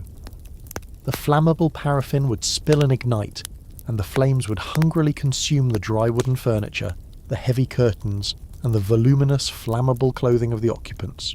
For wealthier city dwellers, there was another option: gaslight. A network of pipes would bring flammable coal gas into the house, feeding a series of wall-mounted or hanging fixtures. This was brighter and more convenient than oil lamps, no daily refuelling and trimming. However, it came with its own set of dangers. Gas leaks were common, and since the gas was often odourless, a slow leak could fill a room with an explosive mixture, waiting for a single spark to set it off. Leaks could also cause carbon monoxide poisoning. A quirky fringe tidbit about gaslight is its effect on interior decorating. The soot and chemical byproducts of burning gas were ruinous to paintings, fabrics, and book bindings, causing them to yellow and decay at an accelerated rate. This is one reason why the Victorians so often favoured dark, sombre colours in their decor. They simply hid the gas stains better. Historians still debate the overall impact of these new forms of lighting on society. On one hand, the bright, reliable light of paraffin and gas extended the day, allowing for more work, study and leisure after sunset. It literally pushed back the darkness, changing the rhythm of life. On the other hand, it introduced a new level of domestic danger and required a new set of daily chores and precautions. The safe and convenient light source was anything but. You have now populated the downstairs rooms with small, beautiful and incredibly dangerous orbs of light. The soft golden glow they cast is undeniably charming. It flickers gently, making the shadows dance, and it imbues the cluttered parlour with a warmth and intimacy it lacked in the stark light of day. But you can never fully relax. The smell of burning paraffin is a constant low-level reminder of the open flames in the room. A sudden draught from an opened door makes the flames leap and flicker wildly in their glass chimneys. Every lamp is a potential bomb. You have successfully fought off the darkness, but in its place, you have welcomed a far more immediate and volatile threat into your home. The dim, safe twilight of dusk has been replaced by a bright, warm, and perpetually hazardous glow. With the lamps lit and casting a warm, if treacherous glow, your thoughts turn to the final major undertaking of the day, dinner. This is the most substantial meal, the one that your attention must turn back to the kitchen. It's time to prepare the evening meal, the most substantial and socially important meal of the day. You've already experienced the deceptions of breakfast and the questionable preservation of lunch. Now returning man of the house will expect to be hearty and waiting. You head back into the kitchen, the heart of as you prepare for dinner, you're going to take a closer, more deliberate look at the contents of your pantry, domain, and prepare to once again engage with the contents of your larder and pantry. But this time, your and the sheer systematic scale of the poison in your food will come into horrifying focus. Your planning a relatively 21st century knowledge makes you look at the ingredients with a more suspicious forensic eye. You thought breakfast was a simple, hearty dinner, perhaps a meat pie, some boiled vegetables, and a blancmange or custard for dessert. You field, welcome to the main event. The centrepiece of a respectable middle-class dinner would be meat. You might have to start with the pie. You'll need flour for the crust. You open the bin and it's the same as steak or some chops from the butcher. You hold up a piece of raw meat.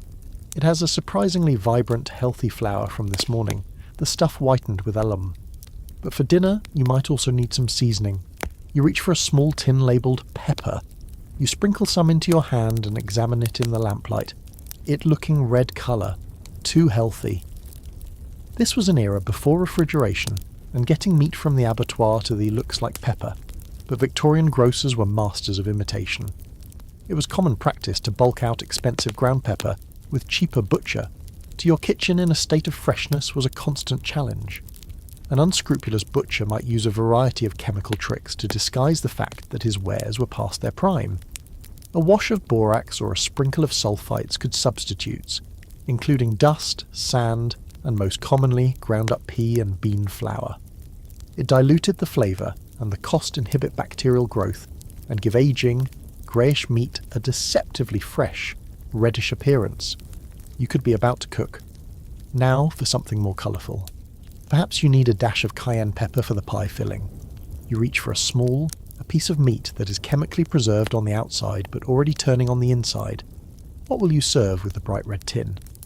This is where things get truly dangerous.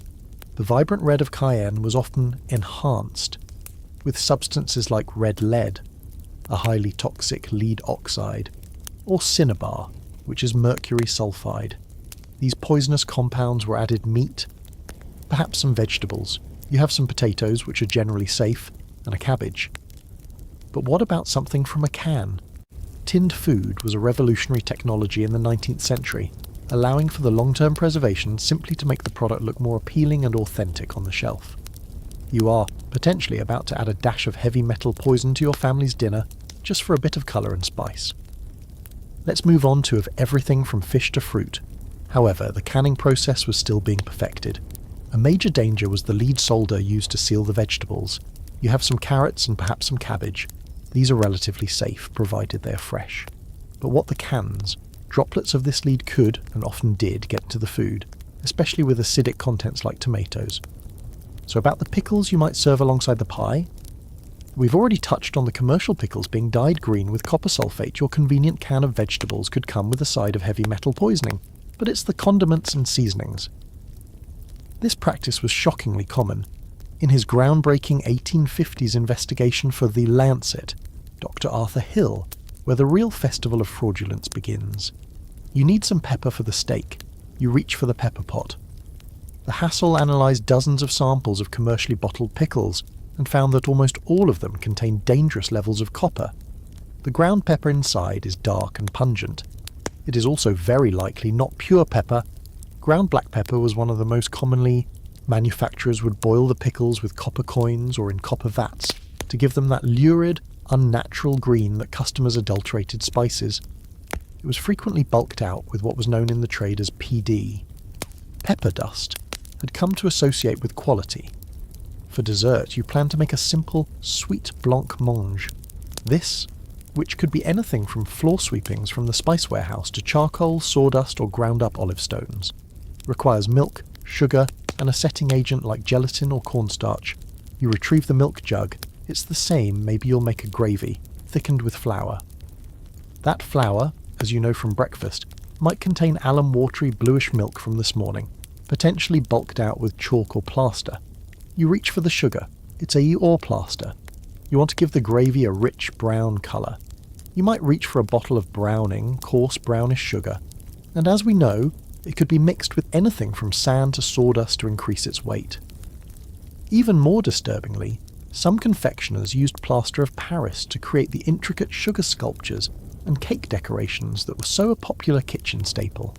These commercial sauces were often little more than burnt sugar, caramel, but some were found to contain far popular. And what about the colouring for your dessert?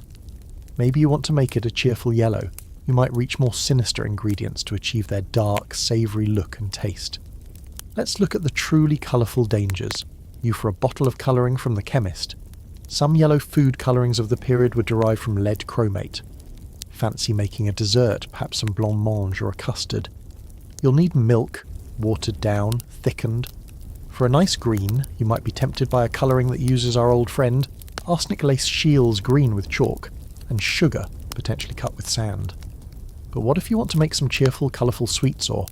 The Victorians loved brightly coloured foods, especially jellies, custards, and candies.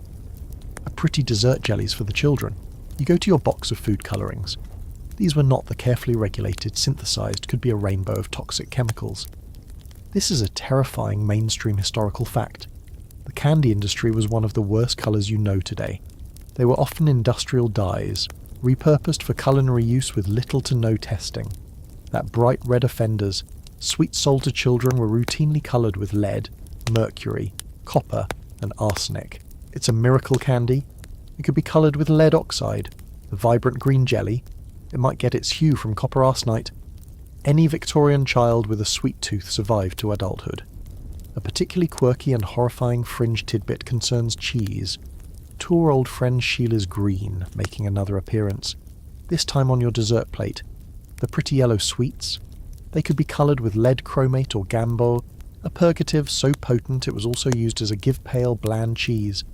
The appearance of a rich, well-aged Gloucester or Cheshire, dairymen would often dye it.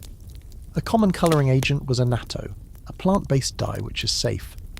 But less scrupulous producers looking paint pigment. A shocking historical fact, documented by the same doctor. A Saul who exposed the tea and bread frauds was the routine use of these highly toxic mineral pigments in confectionery sold to children. This brings us to one of the most iconic, for a cheaper and brighter option, would sometimes use red lead. There are documented cases of entire families being struck down with, and dangerous Victorian foodstuffs, the bright green pickle. We touched on the risk at lunch, but it's worth revisiting severe lead poisoning after eating a contaminated block of cheese. The sheer pervasiveness of this problem is what is so shocking. It wasn't one or two rogue producers, it was a systemic feature of the food industry in a time. That almost unnaturally vivid, crisp-looking pickle in a jar on the shop shelf was a triumph of deadly chemistry. To before effective regulation, the Industrial Revolution and rapid urbanization created a huge population that was disconnected from the source of its food. People achieved the colour, pickles were often boiled in copper pans, sometimes with a halfpenny coin thrown in for good measure. They no longer grew their own vegetables or knew the farmer who raised their meat. They were completely reliant on a long and anonymous acetic acid in the vinegar would dissolve some of the copper, which was then absorbed by the pickles, turning them a brilliant supply chain of millers, processors, grocers and merchants, any one of whom might be tempted to stretch their profits by a duller but toxic green. The amount of copper sulfate found in some commercially sold pickles was, by modern standards, astonishingly high, ating their goods. Historians still debate the true architect of this crisis. Was it the greedy, amoral producer? A quirky and deeply unsettling fringe tidbit concerns cheese. You might want to finish your meal with a bit of cheese and knowingly poisoning his customers for a few extra shillings? Or was it the ignorant and demanding consumer who insisted on bread being perfectly white, pickles being perfectly green, and cheese being perfectly orange, driving the market towards these artificial and dangerous standards a biscuit? But your block of cheese might also be an imposter. To create a desirable orange-red colour in, it was likely a toxic feedback loop of both. The public came to expect these unnatural colours as a sign of quality. Cheeses like Gloucester or Cheshire, producers often added annatto, a relatively safe plant-based dye. However, less scrupulous dare and the producers were more than happy to oblige using the cheapest and most effective chemical means at their disposal. You stand in your amend looking for a cheaper and brighter alternative were sometimes found to be using red lead. There are documented cases of entire kitchen, surrounded by the ingredients for your meal. The flour contains alum, the pepper contains dust, the pickles contain copper, the milk families being sickened or killed by eating cheese that had been coloured with this potent neurotoxin. Historians still argue contains chalk, the sugar contains sand, the cayenne pepper contains lead. It is a minefield. You're not about the public's awareness of these specific dangers. While the general problem of adulteration was widely discussed, cook, you are a risk manager. Every pinch of seasoning, every splash of colour is a gamble. The food you are. Did the average housewife know she was choosing between lead, copper, or arsenic when she bought her colourful pickles or sweets? It's about to prepare and serve to your family is not just meant to nourish. It is, through no fault of your own, unlikely she knew the specific chemistry. But a deep-seated mistrust of commercially produced, processed foods was a common sentiment, a potential vehicle for a dozen different poisons. The warm, inviting smell of a pie baking in the oven is now undercut. This is why having your own kitchen garden, if you had the space, was such a prized asset. It was by a deep and chilling sense of dread. Only way to be truly sure of what you were eating. As you stand in your kitchen, surrounded by these ingredients, the simple act of preparing a meal feels like navigating a chemical weapons depot. The meat is a lie. The bread is a fraud. The condiments are a cocktail of industrial waste, and the dessert is a rainbow of heavy metals.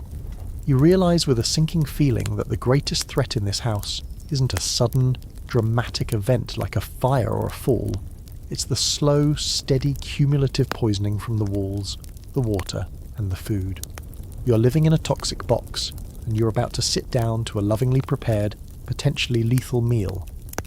The time for dinner has arrived, after hours of careful preparation. You've navigated the chemical minefield of your pantry, and somehow navigating the minefield of adulterated ingredients, the meal is finally ready. The man of the house has returned from his assembled meal. The pie, filled with its suspiciously red meat and seasoned with dust-laden pepper, is finally out of the oven work, washed his hands and face with the same cold water and carbolic soap you used, and now you all. The vegetables, boiled to within an inch of their lives, are sitting in a dish. Their colours faded and their nutrients gather in the dining room. This room, like the parlour, is a formal space, but one dedicated to the serious likely left behind in the cooking water. It's time to sit down for dinner. The family gathers in the dining room, business of eating. The large, dark mahogany table is covered with a heavy white linen tablecloth, one of the items that made laundry day such a Herculean task. It's set with heavy silver-plated cutlery, numerous glasses, and this room, like the parlour, is a formal space, though more functional. A large dark wood table dominates the centre, surrounded by heavy upright chairs.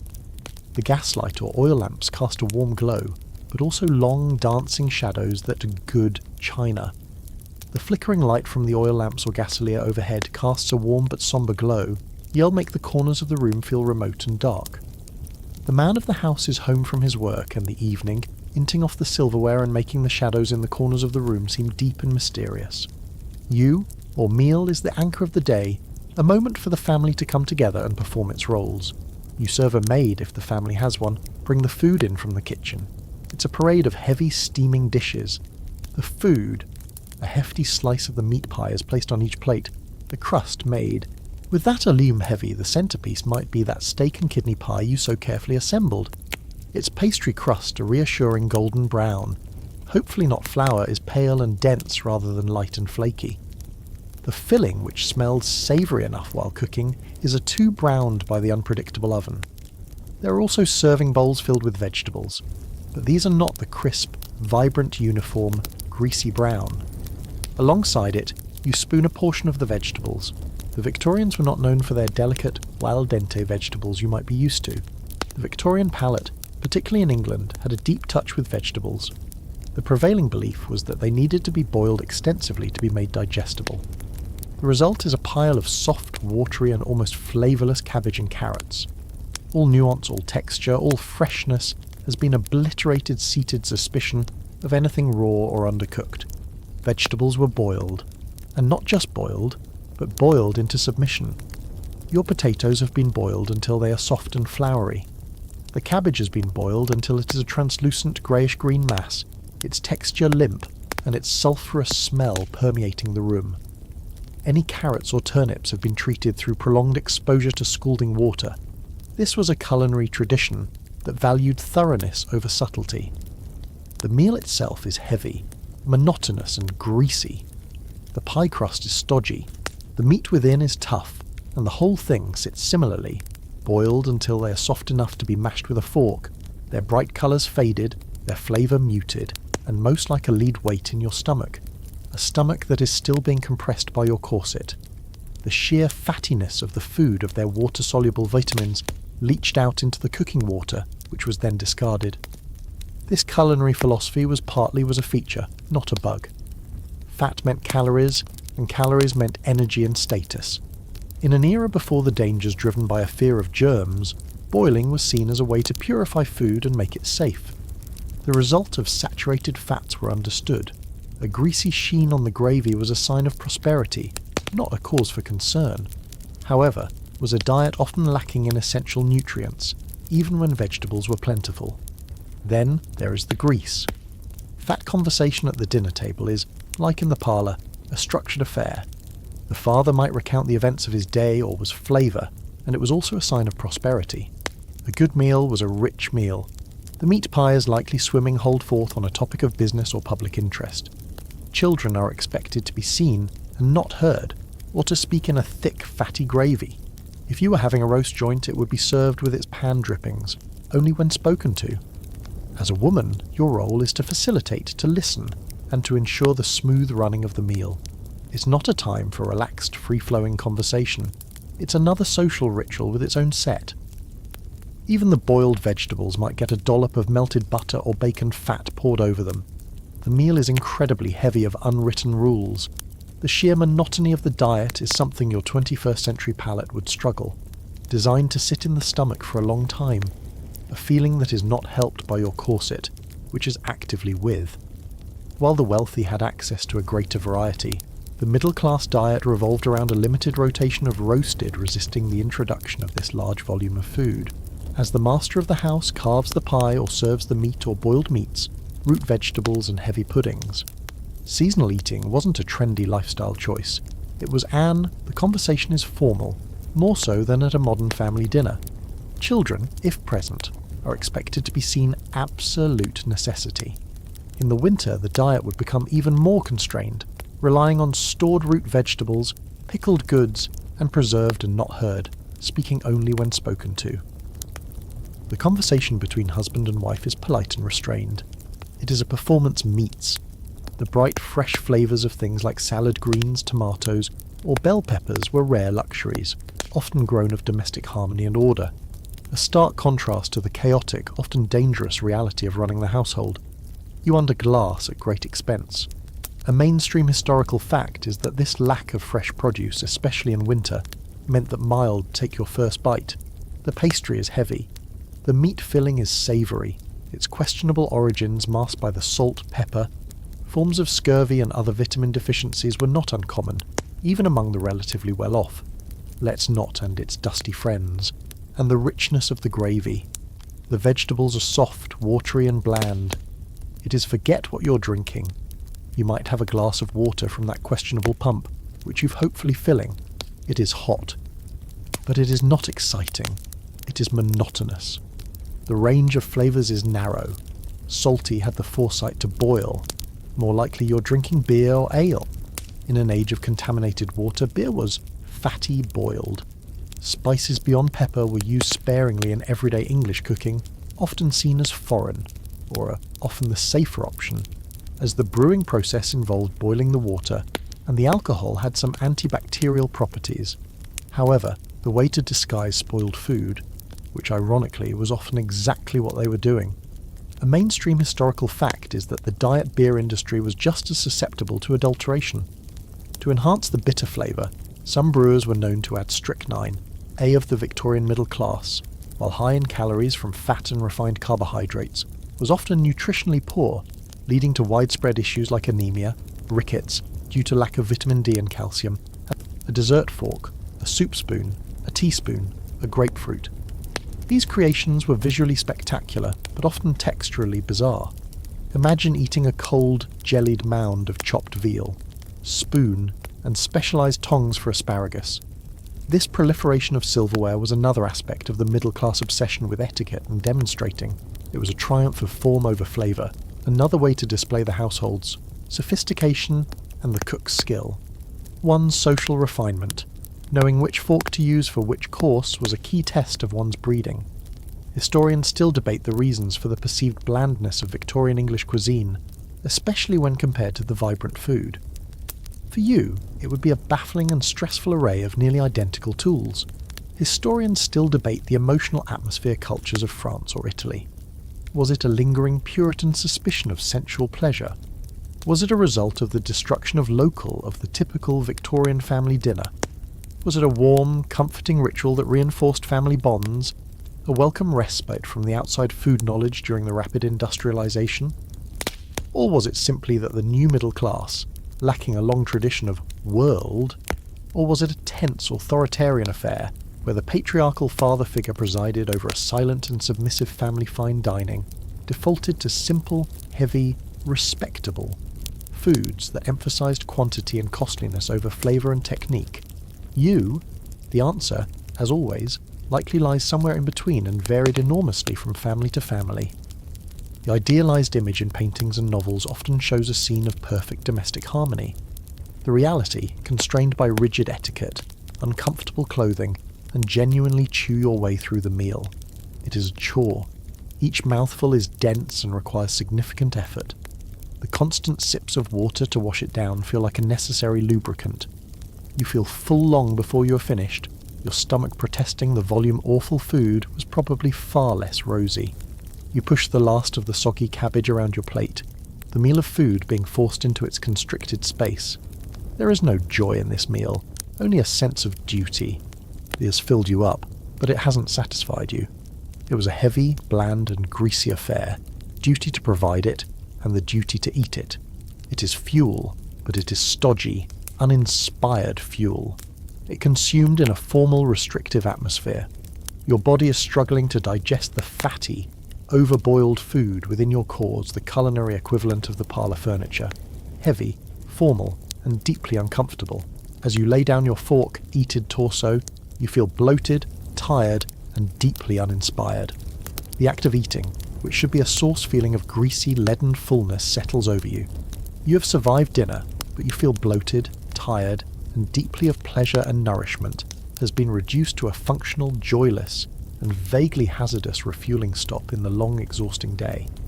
And you still have to face the washing up. Dinner is over, and the greasy plates have been cleared away. Another pile of work waiting for you in the kitchen. But for now, there is a brief reprieve. The evening is the designated time for family leisure and entertainment. But if you're imagining settling onto a comfy sofa to watch a movie or scroll through your phone, you're in for a profound and unsettling disappointment. Victorian evening entertainment was a strange, often morbid, and deeply peculiar affair. The family retires from the dining room to the parlour, the same stuffy, over-decorated room you endured during the afternoon social call.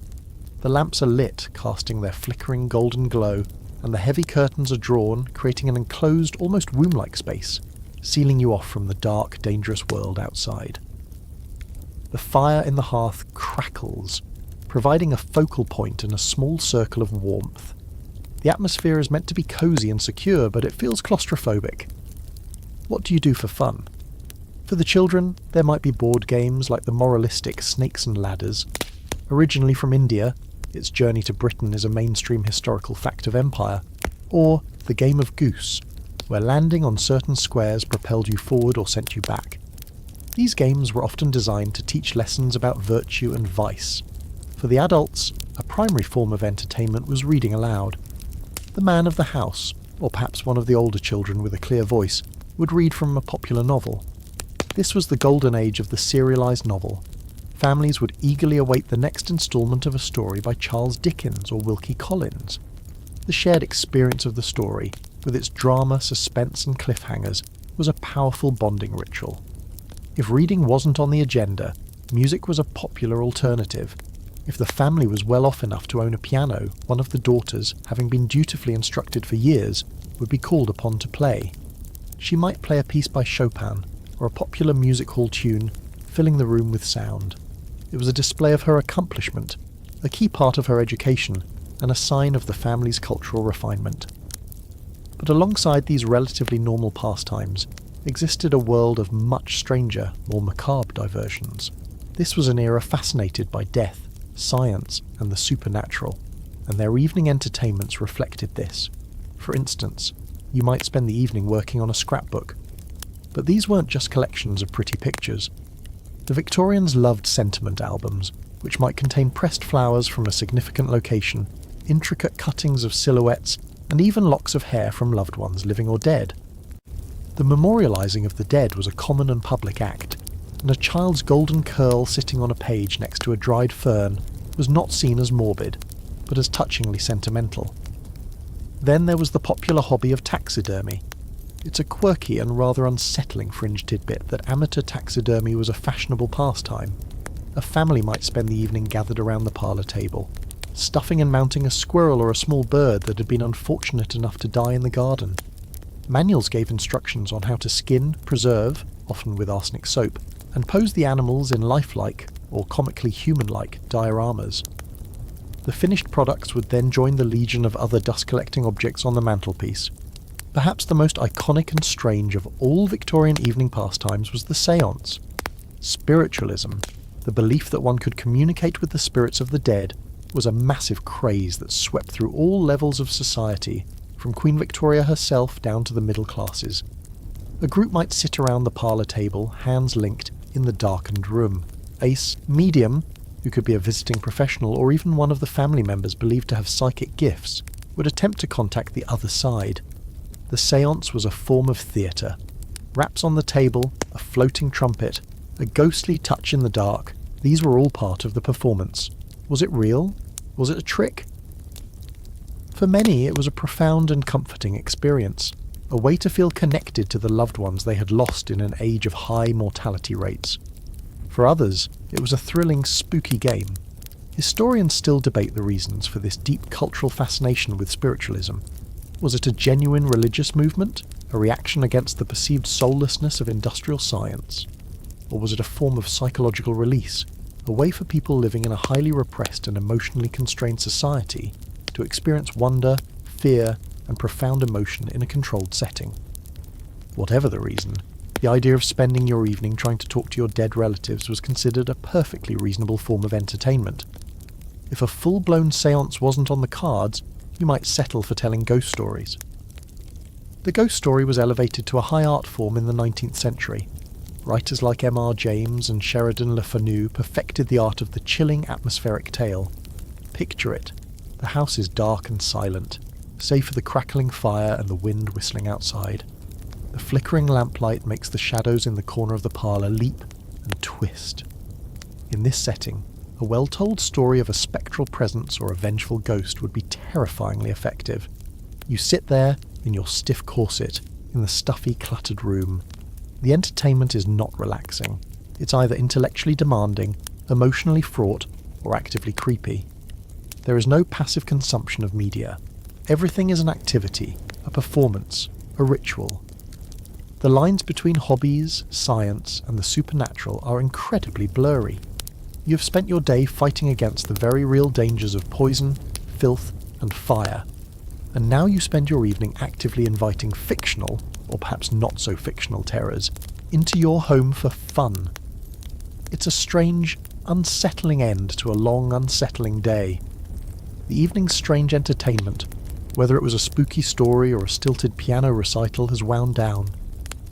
The clock on the mantelpiece, which has ticked away the hours of your long day with agonising slowness, chimes late into the night.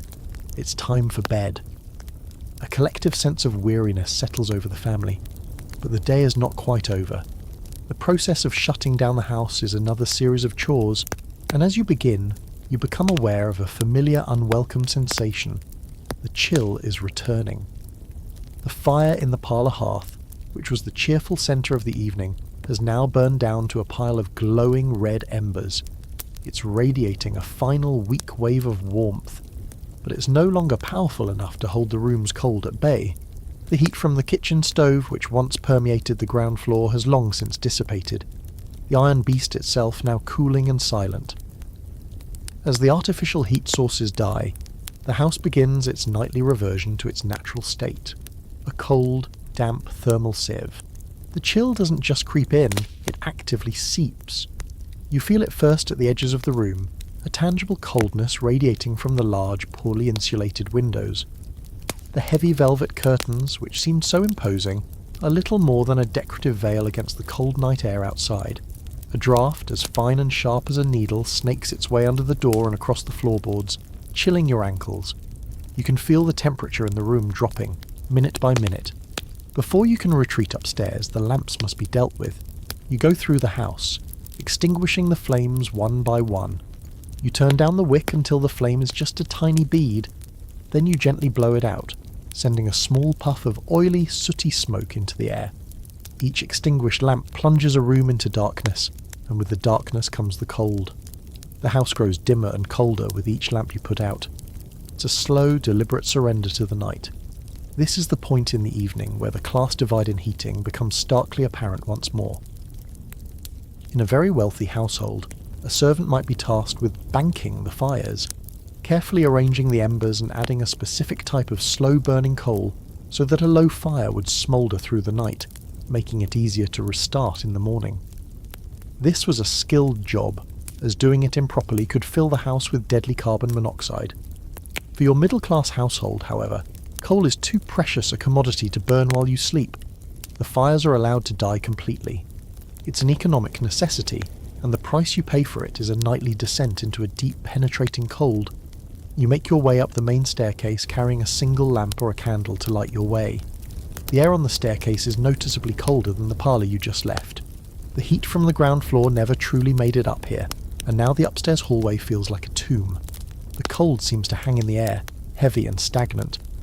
Your breath begins to mist in front of you again, just as it did when you first woke up so many hours ago. It feels like you've come full circle. The day's brief battle for warmth now utterly lost. You enter your bedroom. It is, of course, an icebox. any residual warmth from the day has long since vanished. The room has had all afternoon and evening to shed its heat into the night. The air is frigid and damp. The floorboards are icy under your feet. The very fabric of the mattress, the sheets, the heavy wool blankets, all feel saturated with a damp chill. Getting into bed will not be a welcoming embrace. It will be like climbing between two slabs of cold marble. A mainstream historical fact is that respiratory illnesses like pneumonia, bronchitis and tuberculosis were rampant in the Victorian era, and it's not hard to understand why. This constant cycle of living in overheated, stuffy rooms and then sleeping in frigid, damp ones would have put an immense strain on the lungs and immune system. A quirky fringe tidbit about staying warm at night was the use of the sleeping sock. This wasn't just a sock you wore to bed. It was often a much larger knee-length woolen stocking, sometimes filled with heated oats or salt that you would cuddle with, like a primitive hot water bottle. The invention of the rubber hot water bottle in the late 19th century was a genuine revolution in nighttime comfort, but for much of the period, people relied on heated bricks wrapped in flannel, bed warmers filled with coals, or these improvised grain-filled socks. Historians still debate the psychological impact of this nightly return of the cold. Was it a source of dread, a nightly reminder of the fragility of comfort and security? Or was it so normal, so utterly expected, that it was simply accepted as part of the natural rhythm of life, like the setting of the sun? For you, a visitor from a centrally heated future, the experience is deeply unsettling. The comfort and security of home feels like a temporary illusion, a small bubble of warmth that exists for only a few hours each day before the vast, indifferent cold of the outside world reclaims the space. You stand in the middle of your freezing bedroom, the single candle in your hand casting huge, flickering shadows on the arsenic-papered walls. The profound, bone-deep weariness from your long, arduous day is matched only by the profound, bone-deep chill of the room. The prospect of stripping off your many layers of clothing in this Arctic environment is daunting, and the bed, which should be a welcoming haven, is instead a cold, uninviting challenge. The struggle isn't over. You have survived the day, but you still have to survive the night. Standing in the frigid darkness of your bedroom, the day's exhaustion pressing down on you like a physical weight, one final unpleasant task remains before you can even think about sleep. It's the nighttime version of the journey you made to the privy first thing this morning. The idea of trekking back down the cold, dark stairs, through the even colder house, and out into the blackness of the yard to visit the outhouse is simply unthinkable. It's not just uncomfortable, it's genuinely hazardous in the pitch dark. And so, you must turn to the indoor alternative, the chamber pot. You retrieve it from its dedicated cupboard in the washstand. It's a sturdy ceramic vessel, often decorated with floral patterns or pastoral scenes, a quaintness that does little to disguise its grim purpose. This object is your toilet for the night.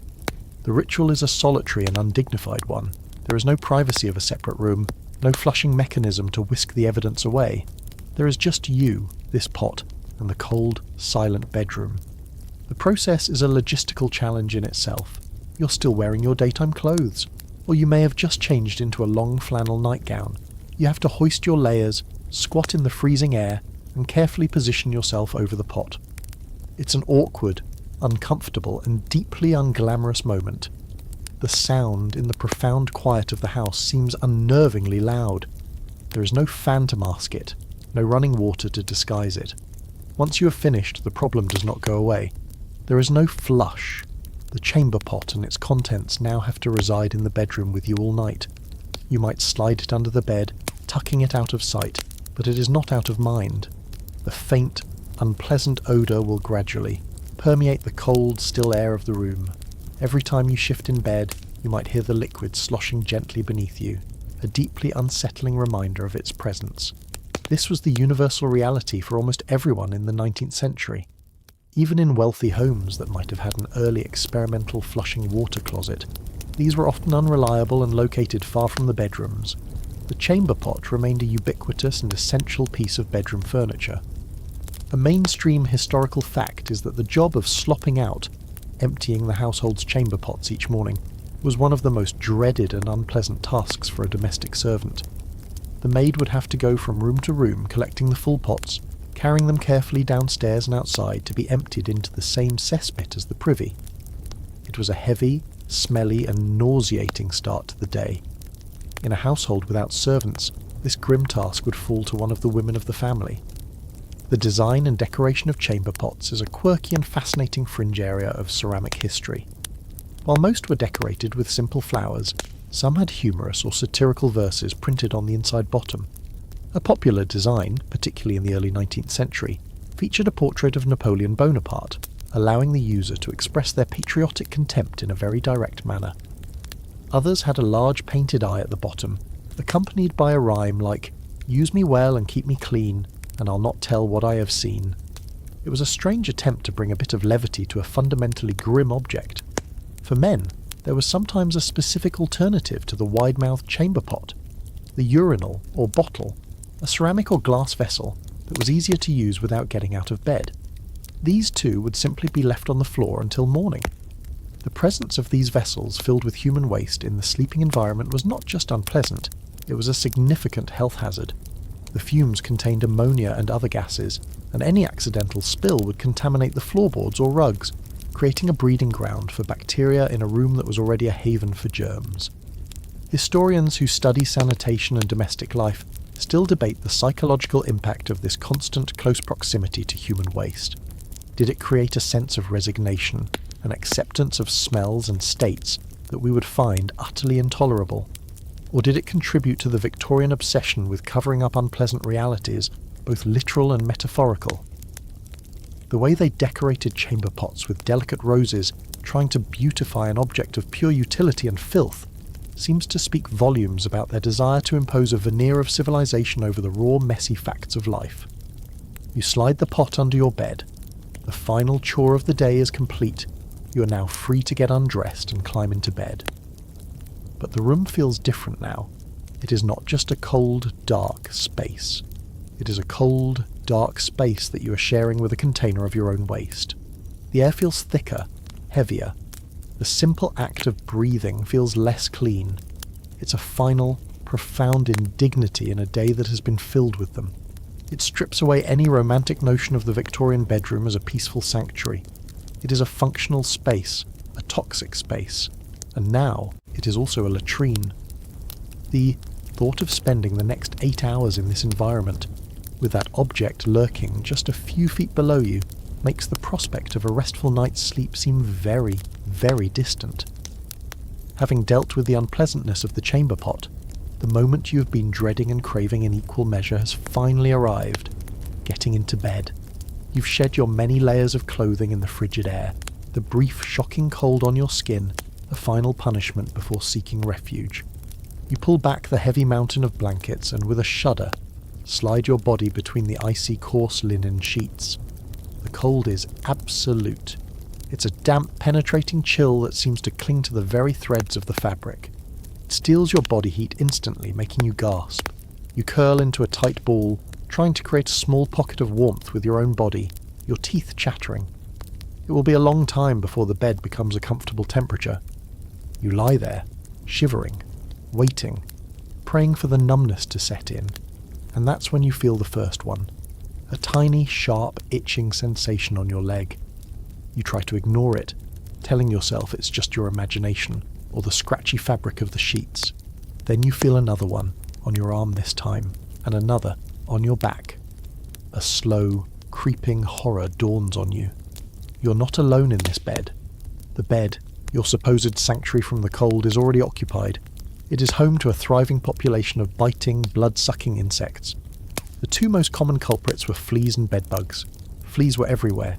They were brought in by pets. They hitched a ride on the hems of skirts from the dusty streets, and they lived in the cracks of the floorboards and the fibres of the rugs.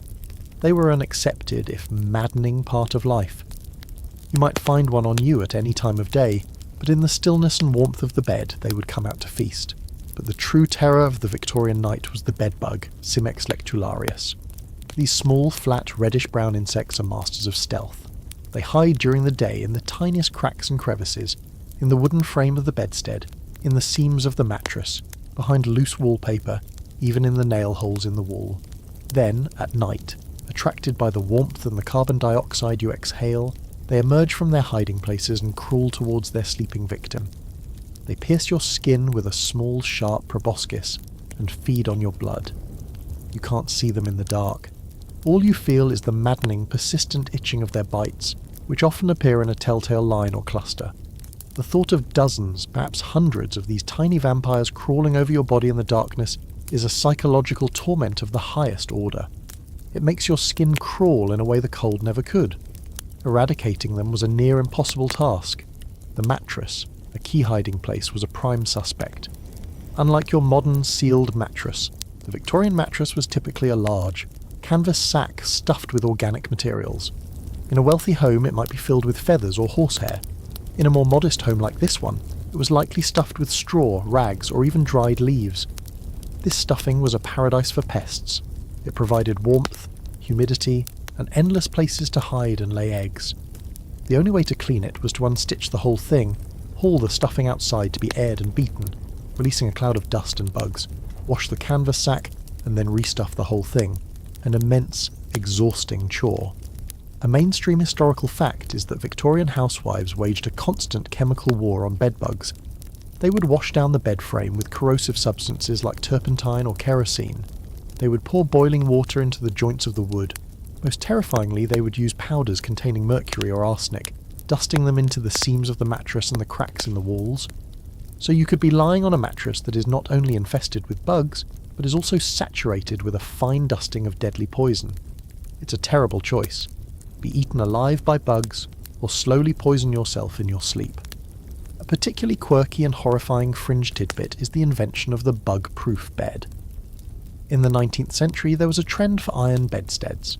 These were marketed as being more hygienic than wooden ones, precisely because their smooth, non-porous surfaces offered fewer hiding places for bedbugs. A clever and slightly desperate feature of some of these iron beds was the inclusion of small glass or ceramic cups, called insulators, or caster cups, placed at the bottom of each leg. The idea was to fill these cups with a liquid, water or, more effectively, kerosene, creating a tiny moat that would prevent bugs from crawling up the legs of the bed from the floor. Of course, this did nothing to stop the ones that were already living in your mattress or dropping from the ceiling. Historians still debate the full impact of these constant low-level parasitic infestations on the Victorian psyche. The maddening itch, the lack of quality sleep, the constant feeling of being unclean. It must have contributed to the general anxiety and irritability that many people seem to suffer from. It's hard to be a model of propriety and restraint when you are being slowly eaten alive in your own bed every night. You lie there in the dark, caught between the freezing cold of the sheets and the fiery itch of the bites. You try to scratch, but it only makes it worse. You shift your body trying to find a position where they won't find you, but it's a futile effort. The bed, the one place you have been looking forward to all day, has revealed itself to be a place of torment. It is not a sanctuary, it is a hunting ground, and you are the prey. The sheer exhaustion of the day is warring with the active misery of the night. Sleep, when it finally comes, will not be a peaceful escape. It will be a fitful, shallow, and itchy surrender. You're lying in the itchy, freezing darkness, desperately trying to find the oblivion of sleep. The initial shock of the cold has subsided into a deep, numbing chill, and the maddening itch of the bedbug bites has become a constant, miserable background hum. Just as your exhausted mind begins to drift, you're jolted back to full, heart-pounding awareness by a sound. A loud, sharp crack from the corner of the room. Your rational 21st century brain tells you it's just the house settling. The timbers of the old structure contracting in the cold night air. But in the pitch-black, oppressive silence of the Victorian night, your imagination, already primed by ghost stories and a general sense of unease, leaps to more sinister conclusions. The house is not silent. It is alive with noises. You lie perfectly still, straining your ears. The silence that follows the first crack is even more terrifying. It's a heavy, listening silence. Then you hear it again, a slow, creaking groan from the floorboards in the hallway right outside your door. It sounds, for all the world, like a soft, heavy footstep. Is it another member of the family up to use their own chamber pot? Or is it something else? In an era before every family member's location was known and tracked, the ambiguity was far greater. Then comes a different sound. A faint, rhythmic scratching from within the walls. At first, you think it might be the wind rattling a loose shingle outside, but it's too regular, too deliberate. It's the sound of the mice you saw earlier, gnawing on wood, building their nests in the lath and plaster, scurrying through the hidden arteries of the house. You're surrounded by the unseen movements of the vermin you share your home with. The thought of them, just inches from your head, on the other side of the arsenic wallpaper, is deeply unsettling. Are they just mice? Or could it be something larger? Rats in the cellar making their way up through the walls. The house is a dark, hollow instrument, and they are its unseen musicians. A sudden gust of wind rattles the window frame, a violent clatter that makes you jump. The wind moans in the chimney, a low, mournful sound like a distant voice. These are the normal, natural sounds of an old house at night, but in your heightened state of anxiety, they feel like portents, threats. The house is speaking a language of groans, creaks and sighs, and none of it sounds friendly. This fear of nighttime noises was amplified by the Victorian reality of home security, or rather, the lack of it. This wasn't a world of electronic alarm systems and security cameras. Your defences were a few heavy, simple locks on the doors and shutters on the ground floor windows. A determined burglar, or cracksman, could force a window or pick a lock with relative ease. Newspapers were filled with sensational accounts of break-ins, of sleeping families being accosted in their beds. A mainstream historical fact is that the establishment of professional, uniformed police forces, like London's Metropolitan Police in 1829, was a major step forward, but they were thinly spread. The idea of a policeman being just a quick phone call away was an unimaginable fantasy. You were, for all intents and purposes, on your own, so every unexplained noise from downstairs, a floorboard groaning, a piece of furniture settling, carries with it a spike of adrenaline. Is it just the house, or is it an intruder?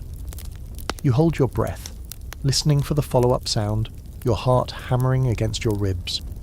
A quirky and fascinating fringe aspect of this nighttime fear was the burglar alarm of the day.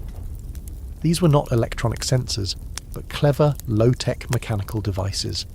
You might have a tripwire connected to a loud bell, or a special mechanism that would fire a blank percussion cap if a window was opened, creating a loud bang to frighten the intruder and wake the household. Some people even kept a house gun, a pistol or a shotgun, by their bedside for protection, an incredibly dangerous practice in a dark house filled with family members who might be mistaken for an intruder in the confusion.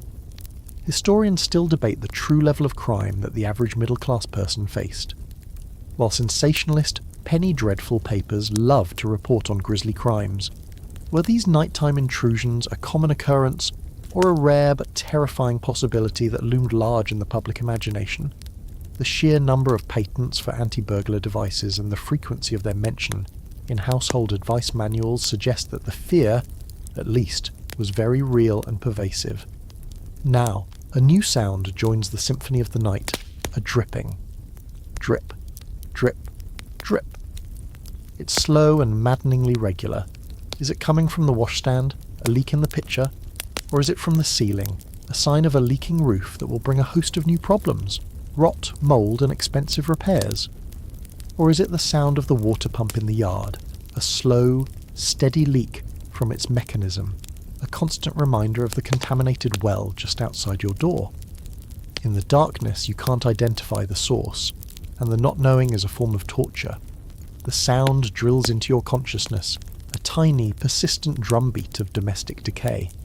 You pull the cold, scratchy blankets up to your ears, trying to block it all out, but you can't.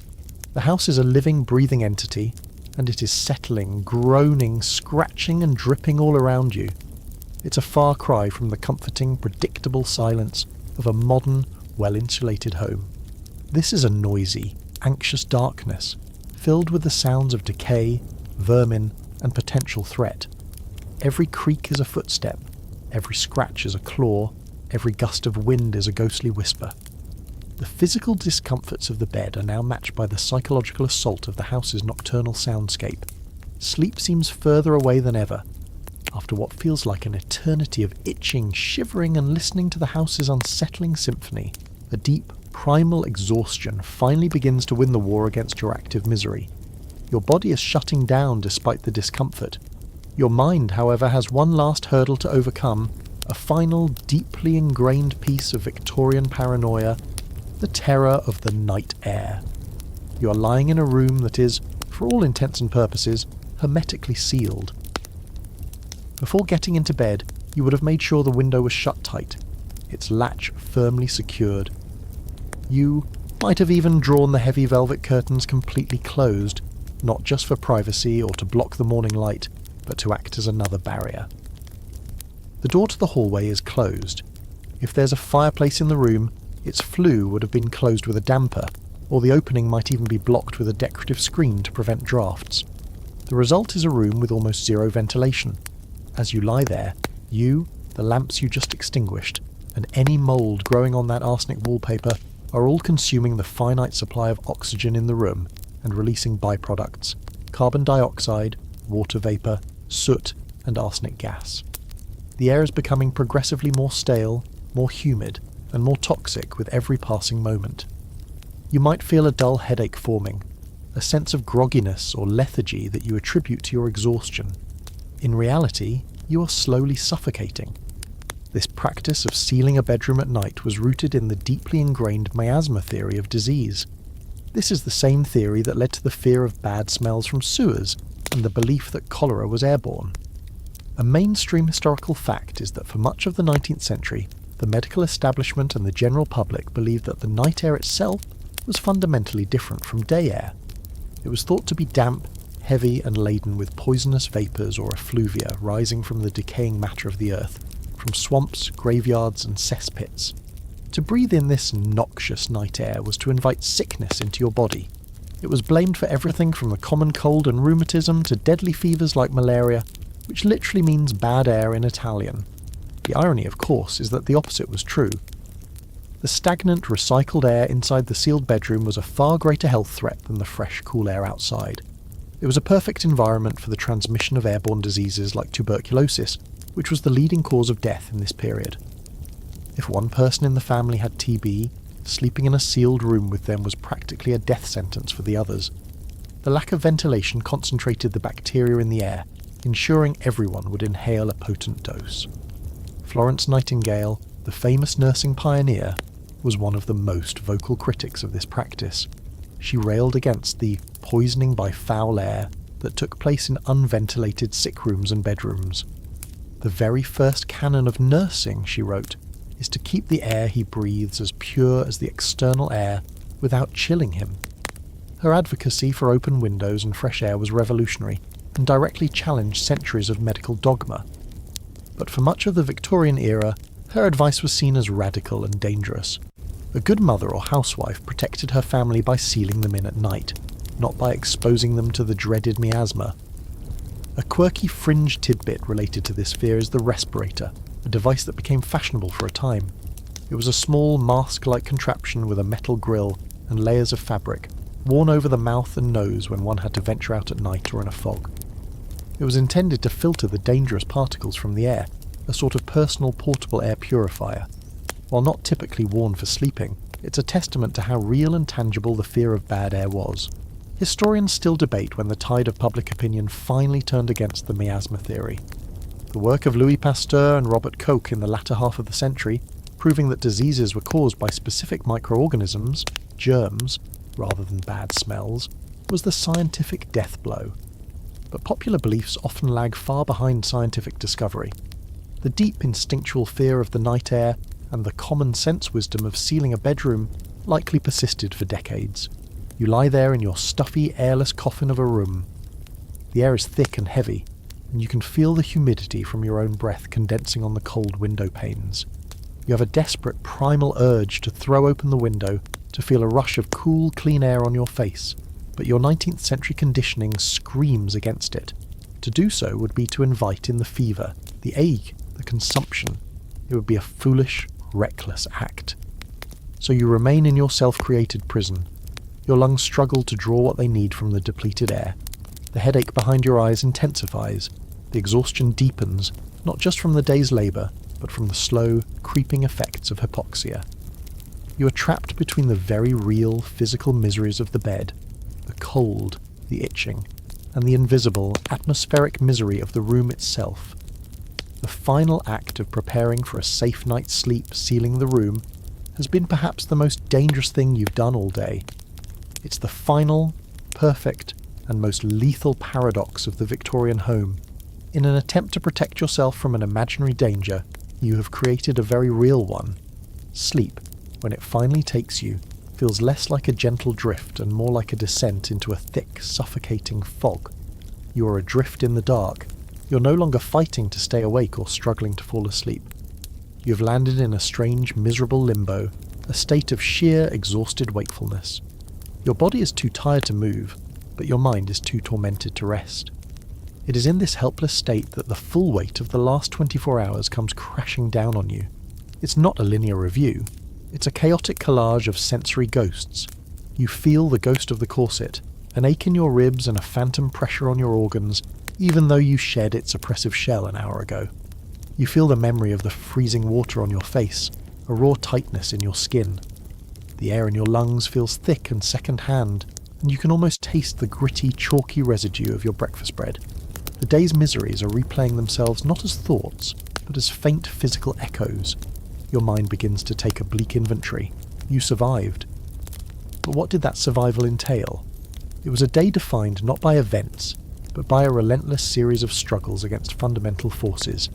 You fought the cold, you fought the dark, you fought the filth, you fought the hunger, you fought the constraints of your own clothing, you fought the boredom, you fought the fear. It dawns on you that existing in this house is not a passive state. It is a full-time, unpaid, and deeply hazardous job. Your to-do list for the day wasn't about tasks, it was a survival manual. Step 1. Don't freeze. Step 2. Don't get poisoned by the walls. Step 3. Try not to be eaten, alive by the very bed you sleep in. The modern concept of self-care is so alien here it's laughable. Self-care in this house is simply managing to draw your next breath without inhaling too much arsenic. It's in this state of weary, middle-of-the-night wakefulness that you might be participating in a forgotten rhythm of life. Before the bright, long-burning light of the industrial era, many people experienced segmented sleep. This is a fascinating historical reality. People would go to bed at dusk, sleep for a few hours, the first sleep, and then wake up for a quiet, contemplative hour or two around midnight. They would think, pray, have a quiet chat with their spouse, or even visit neighbours before returning to bed for their second sleep. But for you, this waking period is no peaceful interlude. It is a torment. It is the time the brain, free from the distractions of chores, can fully process the day's assaults.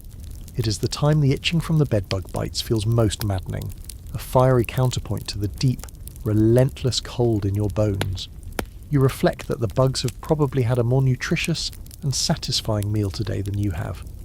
This overwhelming sense of physical and mental depletion, the fatigue, the headaches, the anxiety, the general feeling of being unwell, was so common in the late 19th century that it was given a medical name, neurasthenia. Coined in 1869, it was described as a disorder of the nervous system, a result of the stresses of modern, urban, industrialized life depleting one's nervous energy. It was a catch-all diagnosis for a collection of symptoms that sound suspiciously like what you're feeling right now. Exhaustion, irritability, depression, and a host of aches and pains. You haven't just had a hard day. In the language of the time, your very nerves are shattered. Historians still argue whether the high rates of diagnosed neurasthenia were a genuine epidemic of a new nervous disorder, brought on by the stresses of modernity, or simply a new medical label for the timeless miseries of being overworked, undernourished, and chronically ill from living in a toxic environment.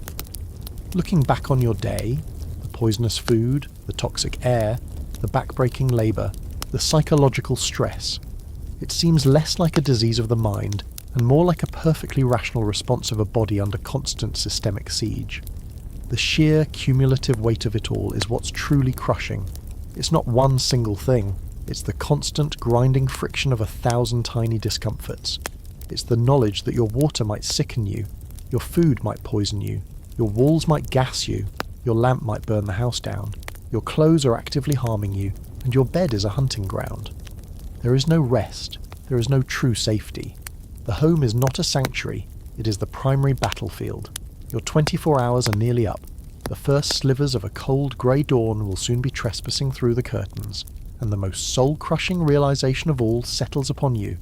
Tomorrow will be exactly the same. The fire will need to be lit. The dust will have returned. The chamber pot will need to be emptied. Another day of the same struggles, the same risks, the same profound, soul-deep exhaustion awaits. There is no weekend, no vacation. There is only the relentless, repeating cycle of survival. And as your mind finally begins to succumb to a shallow, fitful and itch-plagued sleep, you understand the truth. You wouldn't last 24 hours in a Victorian house, not because you'd meet a dramatic end, but because you would simply run out of the will to continue. You'd be defeated by the sheer, grinding, monumental effort of it all. The last thing you feel before a troubled sleep finally claims you is a single, errant bedbug bite, itching defiantly on your cheek, a final, tiny insult from a house that has given you nothing but misery. And now, as the memory of that trying day begins to recede, let the story fade into the background. Feel the weight of those imaginary struggles begin to lift from your own shoulders, leaving behind only the gentle quiet of your own comfortable room. Your bed is safe, your air is clean, and your home is a true sanctuary. Let the gentle cadence of my voice be an anchor, grounding you in the peace and security of the present moment. The journey is over, and you can let go completely, allowing your mind to drift on the soft currents of your own breath, deeper and deeper into a truly restful, peaceful, and well-deserved sleep. There are no more chores to be done, no more dangers to face. There is only this moment, this quiet, and the promise of sweet dreams.